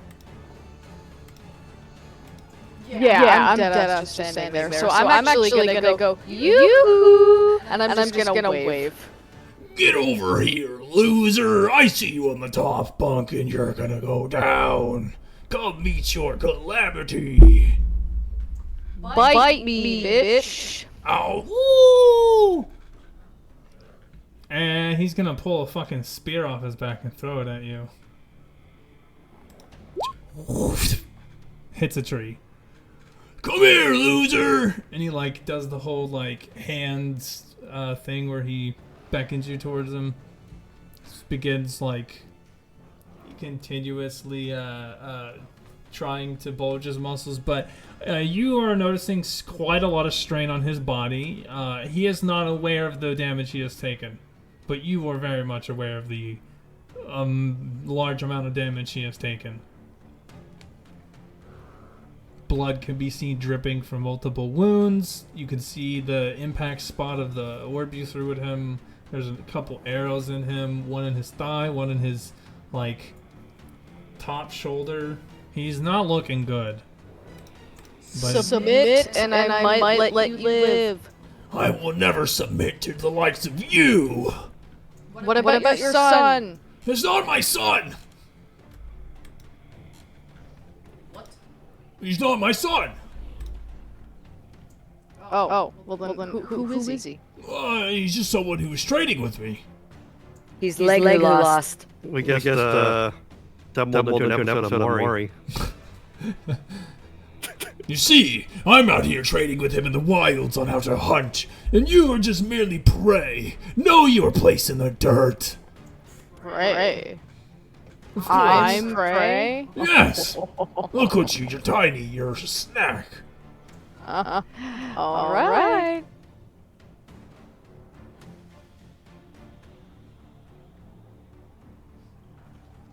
what do you want to do? I'm leaping out of the tree, and I want to flip with my rapier and try and impale him. Can you roll me an acrobatics check? Sure can. Can you roll me an attack?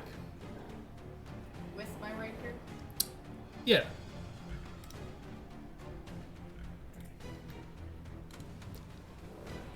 Roll me another one. There's 2 buttons. Click the attack button again. Click the rapier in your attacks and spellcasting. Okay. You see Mugwort. Well, I guess the only person who would see this, I guess Tug, you wouldn't notice because you're blind rage. Well, you'll notice it.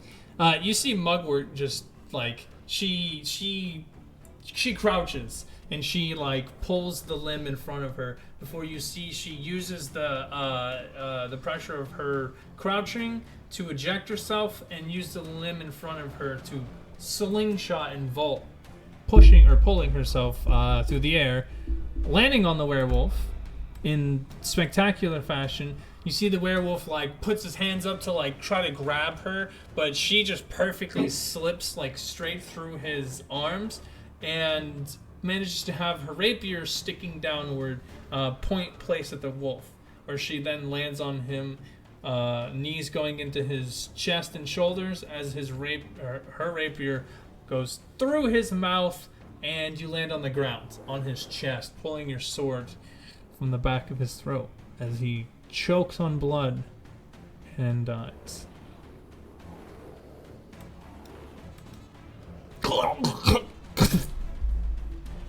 As fast as he talked shit, he died.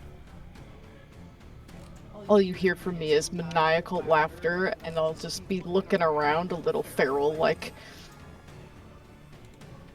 Oh dear God. Okay.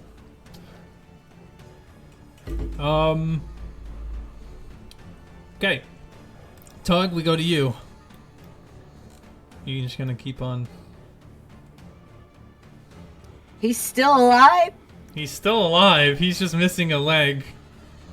He's Every time running you away. hit him, whenever a creature tries to run, it stops them. Like they cannot go. I mean, I'm still angry. That hits.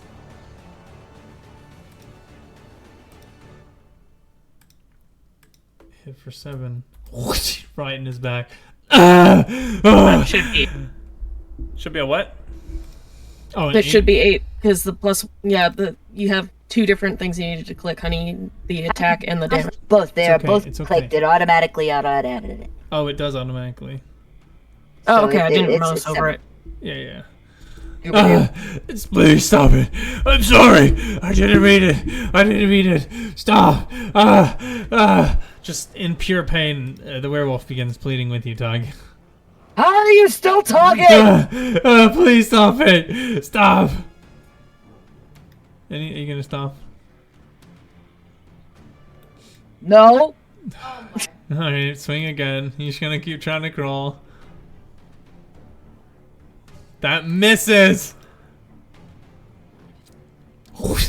You swing between his legs, but he's only able to get 5 feet away from you before it ends his turn. And Deirdre, can you roll me a save, please? Okay. It's 1 fail, 1 succession. Gil, you're up, Chief. Yeah, Gil's gonna walk away from this thing so he can get that attack opportunity if he wants to. You could disengage. Yeah, but I'll use my action. Oh, okay.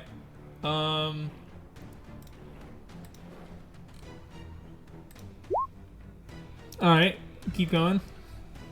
Okay. I'm gonna get right here, and I'm gonna do a medicine check to try to stabilize Deirdre. Go ahead. And fail miserably. And I take another failure from that, don't I? Yeah. I will No. say... Really? Hold on. I will say, because it is a medicine check, I'm not gonna make it kill her. Otherwise, on that one would give her 2 fails. Yeah. But this is not her save, this is you. So you failed to stabilize her, and you do give her 1 failure. Okay. That being said, whatever you were using to bandage or try to stabilize her is now unusable. You are too nervous or too something that in the moment you ended up ruining your tools. Oh, I didn't want you like use a tool, so. Yeah, it's like a bandage or like ration pieces or fabric or simple shit like Right. that. For the most part, it's like makeshift things. If you get a medicine kit, though, it will give you advantage on these checks. Well, medicine check is just automatic. Mhm. Just does it. But yeah, I guess I'll pull out my bow and keep pointing at the wolf. I'll kind of like kick over the. Oh no, it's over there. Yeah, I'll just kind of keep the bow pointing at it, and yeah, I can assess the situation itself. Okay. Looks like so far, it's just you and this wolf. Mugwort seems to be on that thing's body, but You can't quite get a glimpse of where Tug is. Tug still seems to be not in sight. The werewolf is obviously dead. And quick glance around, you don't see anything else stirring around you. And we're gonna go to Le Wolf. At this point, this wolf, he thinks you are afraid, Gil. And so he is not purposely just rushing at you. He's taking his time to carefully get between these things.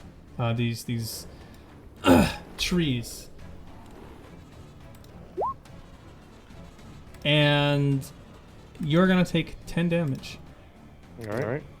And I need you to roll me a strength saving throw. Okay. Okay.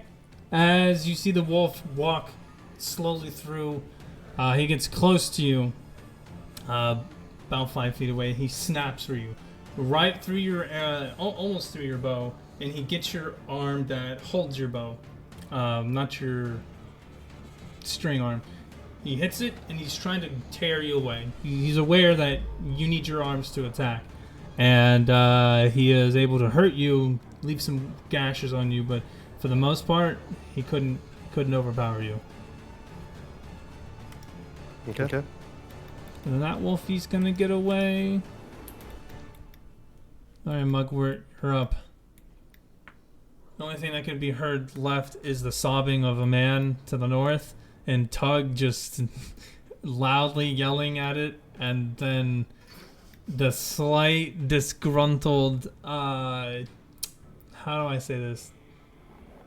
Shit going down. It sounds like whatever ruckus happened to the south, besides this werewolf, is quieted down a little too uncomfortably. You know deer just dropped to the ground, but Gil and that wolf look a little too covered and close in that forest. I'm going to move here, and I'd like to try and assist Deirdre in some fashion. So you can use a medicine check to try and stabilize her. You can also use, or you'll also get a benefit from it if you have a medicine kit itself. I'm gonna be honest, I don't have either of those. Do you have a potion? No, you can make a medicine check. Anybody can make a medicine check. What I'm saying is that if you make a medicine check while you have a medicine kit in your inventory, it will give you a benefit to it. That's all. I'm just gonna have to make a normal medicine check. Mm-hmm. Don't do it! And that gives her one succession. In fact, 10 is all you need to stabilize. Oh, thank God. When you use a medicine kit, it just gives you advantage. But overall, it's just a 10. Nothing too crazy. You do manage to tear something up. You stop her wounds enough that she seems to be holding in there. Instead of gasping for air, she is breathing. But that will take your action. Okay. I'm going to be using my movement, and I'm going back up into the trees. Okay. I'm going to move here. Alright. I want to assess the situation, see if I can see anybody, hear any movement. Roll up. I'm gonna say that for now we're gonna leave you here because you used your medicine check. It would take more than a bonus action to actually scout out around you. But I'll say you're on alarm. You're on alertness. So anything that happens, you'll probably know about it. Oh. Alright, Tug. You know what to do. Yep. You could stop. You could stop. I don't know if that's something Tug would do, but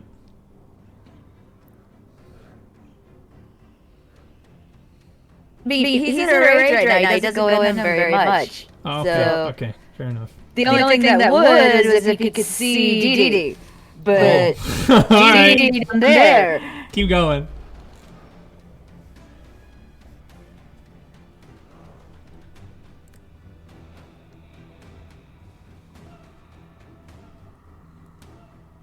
That'll hit.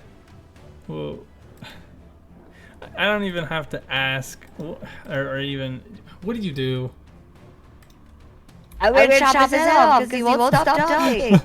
Oh, I'm sorry, please. And you just, and you cut his head off, and you scream out, "Just shut the fuck up!" And then it is silent for a second. You realize that you're no longer stunned. You take a moment to realize what is going. I will break your rage here because I'm pretty sure you're not going to get close enough next turn.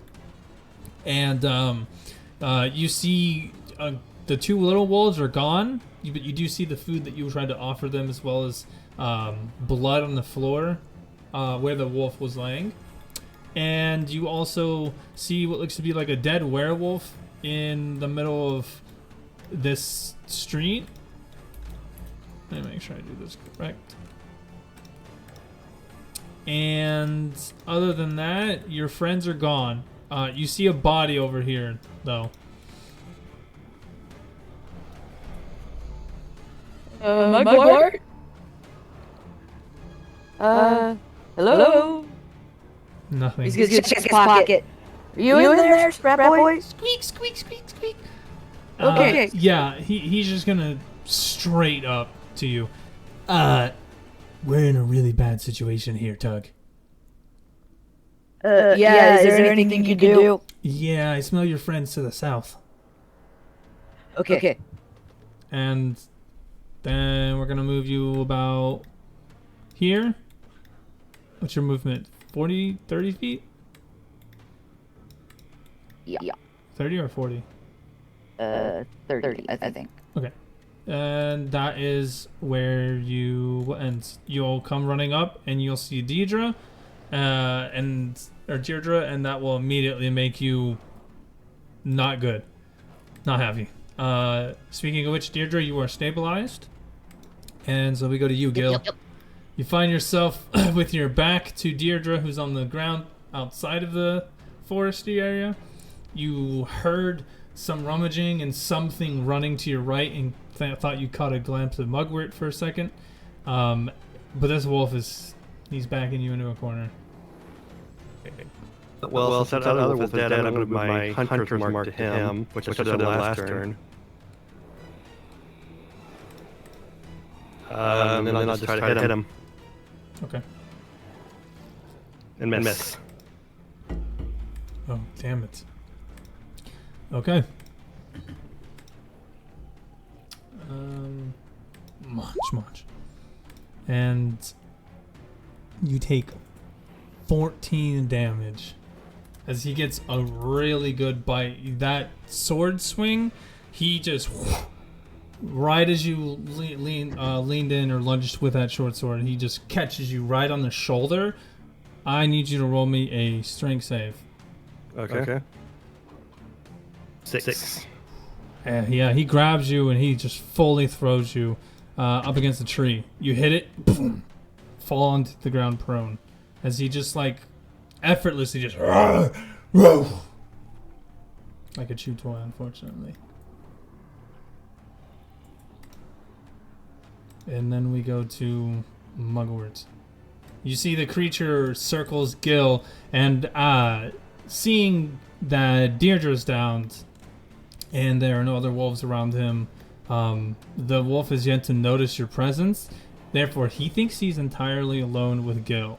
You can smell the bloodlust in the air as this wolf, who he looks okay, he looks all right. He looks the best out of anybody here, besides yourself, and he looks like he's cornering prey.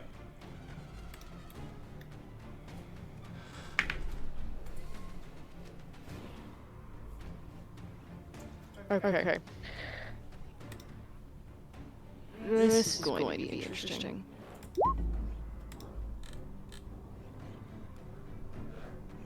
I would say you already have advantage.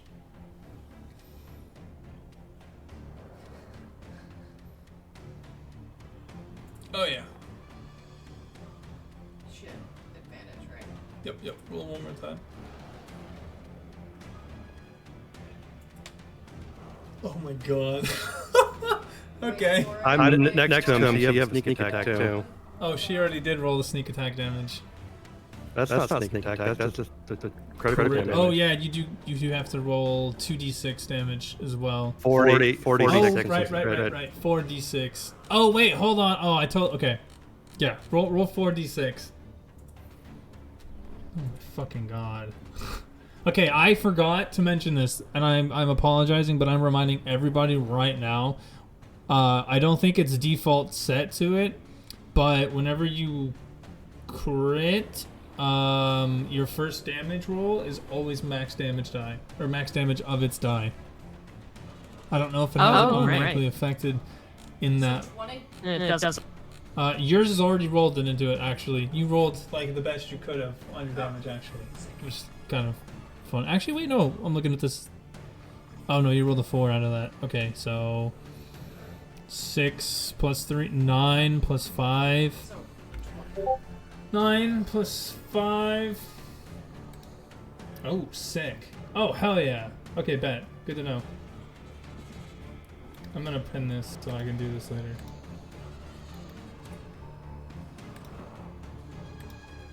Fuck yeah. Okay, bet.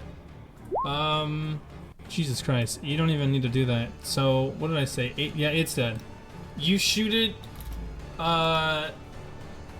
Okay, what I'll say is, Gil, you see the wolf begins to tower over you.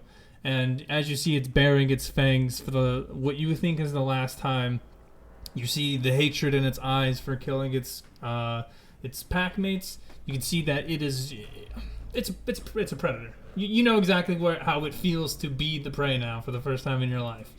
And as soon as it opens its mouth to bite you, you see an arrow instead just right through it, to the point where it's a clean shot. You see the arrow zoom past your head.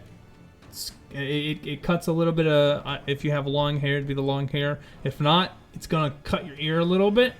You'll see the arrow hit the ground, and as soon as the wolf's mouth open, the arrow leaves, and it looks at you.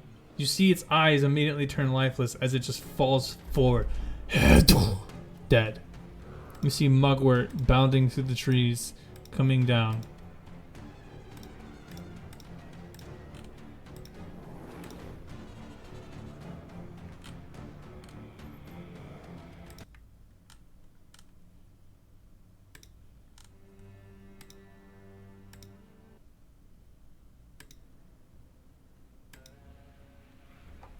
Well, alright then. I'd say, mine was about as big as yours, Mug.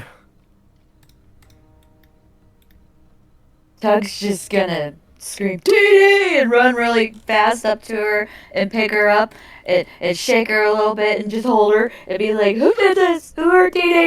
Tug, she's stabilized. I stabilized her. She's okay. Don't touch her! Don't shake her too much. You might, open the wounds again. You look down. I'm supposed to protect her.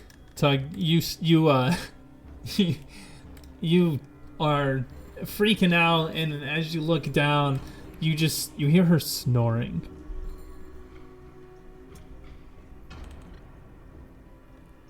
Oh. I said I stabilized her. I don't know what stabilized means. That means not dead. Boo-boo means I help her boo-boos equal not dead. Okay, I'm gonna take her back to camp now.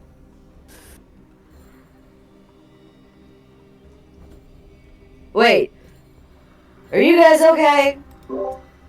No. I'm fine. Yeah, taking a look around, it looks like Mugwort's the only one who wasn't damaged. I want to say that's not fair, but that's not fair. She pretty much wasn't seen the entire time. I point out the two big dire wolves and I say, well, Tug, did you get enough meat? Are you satisfied now? I don't think I want to eat a wolf, but Oh, fucking great. I'm glad we came out here then. Damn, Tug. And you guys see the little rat creature come popping out of her pocket. Squeak, squeak, squeak, squeak. Turn into this full-fledged man with his very white, pale skin. And you see various scars in this man. This man looks like he has, well, recently just been eating, like the What first the time in fuck? his life. And you see as he comes forth, all right, now, before you all freak out, Who the I have fuck are explained. you? Hold on. Don't hurt him, don't hurt him, don't hurt him. You guys get a look, and you see the scars that you all have in fact inflicted I yourselves. recognize you. And you see standing in front of you a tattered clothes, rag wearing, better than you last saw him looking, Doru. You were that little vampire. I was the one you boy. all tried to kill. I didn't try and kill you. Don't put that on me. Technically I did, but I made up for it a little bit. But why are you, like, you said it was complicated Hold on, that you hold were a on. rat. Why are you human now? Okay.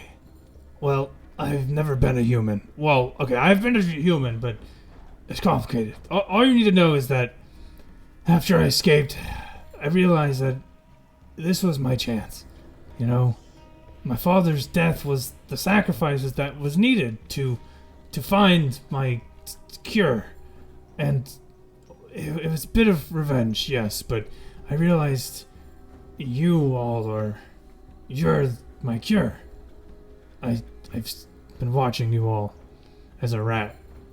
The only thing I could get my hands on was a rat, and I'm not sure why, but after sucking its blood, when I had its thoughts, I saw its memories. Rats are pretty fucking retarded, I will be honest, but You're not a very good rat. Your impression no, was terrible. yeah. I kind of figured. You looked at me away, and I just could tell.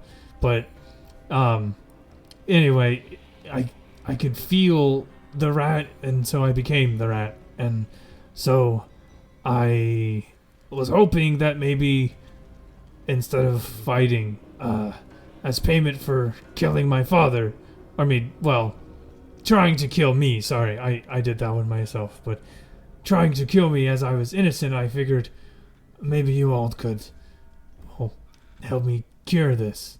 I can feed myself, and I've got newfound powers that I feel I could use and might be useful in this world. Besides, I could show you around. You stay up at night and guard us. I could do that. I mean, I haven't slept since I've been, That's why I said it. yeah. But I feel Is like the reason I can understand you because you bit me at the church? telepathy. It's one of the things that I've noticed. It allows me to communicate when I'm in my bestial form, or in thought. It was what he says to everyone who's awake said. I don't really know the parameters of it all, but I do know one thing. In order to cure it, we have to kill it. The theory is that vampirism can be cured by killing that which, poisoned you or cursed you, but I know who it was. And once we find him and destroy them, I'm sure I can go back to living my life, helping others like you all are. You're not gonna feel bad about killing your dad and stuff? I mean, I know he locked you up and he was kind of a freak, but... But he's the reason I went up there, because he said that I would help. And when I asked for some holy water, he gave me a cup of mildewy water and a stone knife, sent me on my way. In fact, I couldn't even stab the damn thing because of it. Okay, yeah, you deserved it. Yeah. I mean, other than that, Also, he was- guys, I'm sorry, but the hunt was kind of a fake thing so I could get something alive for him to eat, but I just ended up letting him eat my blood. Yeah, again. which is great. But I know that Does it taste purple? Oh my god, okay, this is too Yes. much. Tug, next time something like this happens and we ask about it, tell us. But why- Second, I'm not against it. I don't fully trust you, but I'm not against it. Technically, you didn't ask me. Well, that being said, I am gonna take some of these wolves for food. I don't know if you guys can eat them, but I want a pelt. you do what you want. I just want their blood. That being said, your friend here, And she points at Deirdre. smells like a mutt. Oh That's no. rude. Did one of these assholes bite her? Yeah. Shit. Well, we'll be fine. Anywho, we probably should get back. Do you guys have a home or someplace we can hide out? Because for now, I'm not really sure where you guys are going. I only really just started following recently. We have a just have a camp. Oh, okay. Can And- I try and skin one of the direwolves? Yeah, you can roll it. Yeah. Well, before we get there, though, I need to know the plan. Are we going back to base?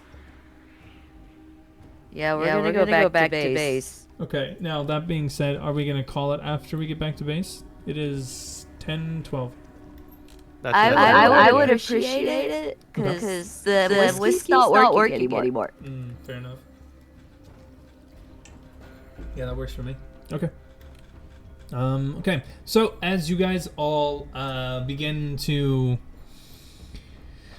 okay. So this is going to be quite a bit of information, which is why I want to make sure that we're not going to do anything else. I'm not going to expect a lot of RP on this. This is essentially just me giving you guys information that you would realistically be learning. And I'm going to package that with you guys going back and learning about Doru at the same time so we can keep it cohesive without going farther and farther along. Like, farther than we need to. And that being said, I'm going to move you guys... Come on. We're going to say you guys are probably about... let's say... probably somewhere about... in this area over here. Yeah. So, Doru helps, he takes the werewolf bodies, he notably carries both of them, saying that he has seen their kind before, and you guys do notice that upon death, they do turn back into humans. And he said, I'm going to bind them and carry them because I don't trust their kind. And you'll learn in a second why. You guys do take 2 of the dire wolves. Those are the only things left. The other 2 wolves did get away.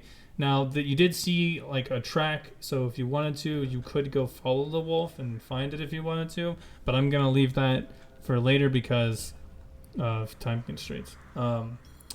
Doru tells you guys, as you guys are going back to your camp, that essentially he was picked up to go raid with people. There was a group of travelers, as usually happens in Barovia, and he says that you guys are not the first ones. Like, there have been a couple hundred people who have come and gone to this town.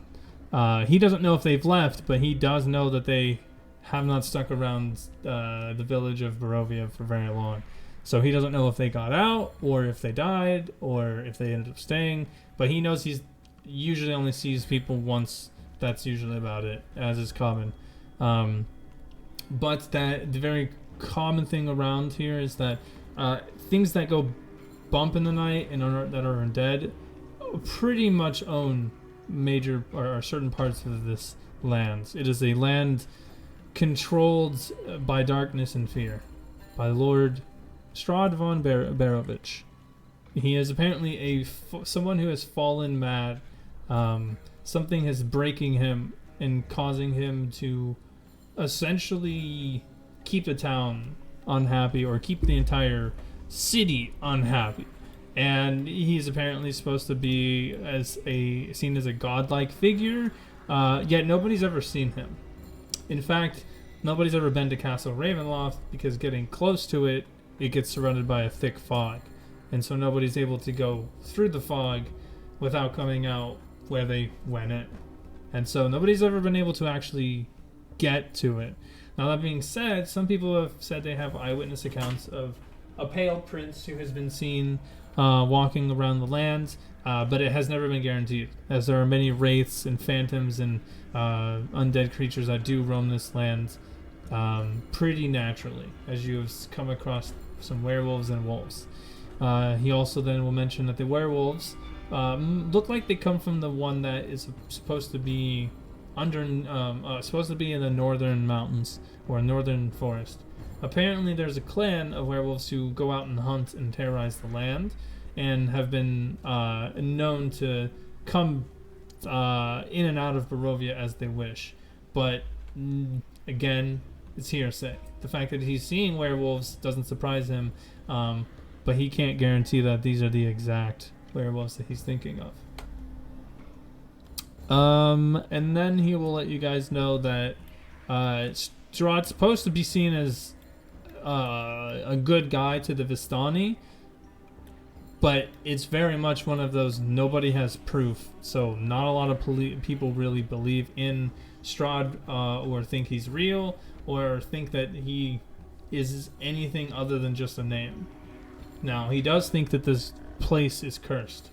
And maybe that's what it is. Maybe Strahd is the curse on this land. But, again, he doesn't know. He warns about lycanthropy to Deirdre. And at Camp Deirdre, you would end up waking up and feeling the bad sensations. Yeah, you got a bad feeling, is all I will say. Any sort of detect evil or good, you definitely feel parts of your body faltering. And trying to think if there's anything else off the top of my head. Oh, he does mention that the normal inhabitants of the town, I'll have to get their name for you guys because I'm blanking on it now, are the colorless people known as the living, as the soulless, and then the Vistani are known as the living souls, much as you guys are also similar to that. And he says, how I am white and pale because of my vampirism, they are gray in the fact that they lack a soul. They do feel things and they do have thought process, but their ability to hold emotion is much, much lesser than us living souls. And so he says that if you see them, they are essentially husks of people, but they are good people. They do not tend to have any strength or power, and you guys will see them more than you'll see a living soul. And so he tells you, be nice to them, you know? Other than that, I think that's all I got for you guys. Yeah, he'll be pretty limited in his abilities, I will say the least for now. Now, that being said, do you guys have any questions for me? Not that I can think of off my head. Okay. No, good. Alrighty, cool. Then that is where we will end. That being said, it would have been about. I'm gonna say you guys had a 2-hour excursion. You guys get back to camp at 8 p.m. and that's where you will settle for the night. He will keep control, or he'll keep watch over you guys, and we will have you guys decide a time the next day. Have we leveled yet? Yes, you guys all get a level up this time. Yay! No. Make sure you're leveled up before next session. That being said, actually, I don't think I have anything else for you. Nope, I think that's it. Except for Deirdre, I will say I do have something for you if you want to stick around. And I think... Oh, yeah, you as well, Margaret. Yeah. Okay, other than that, thank you guys for playing. I appreciate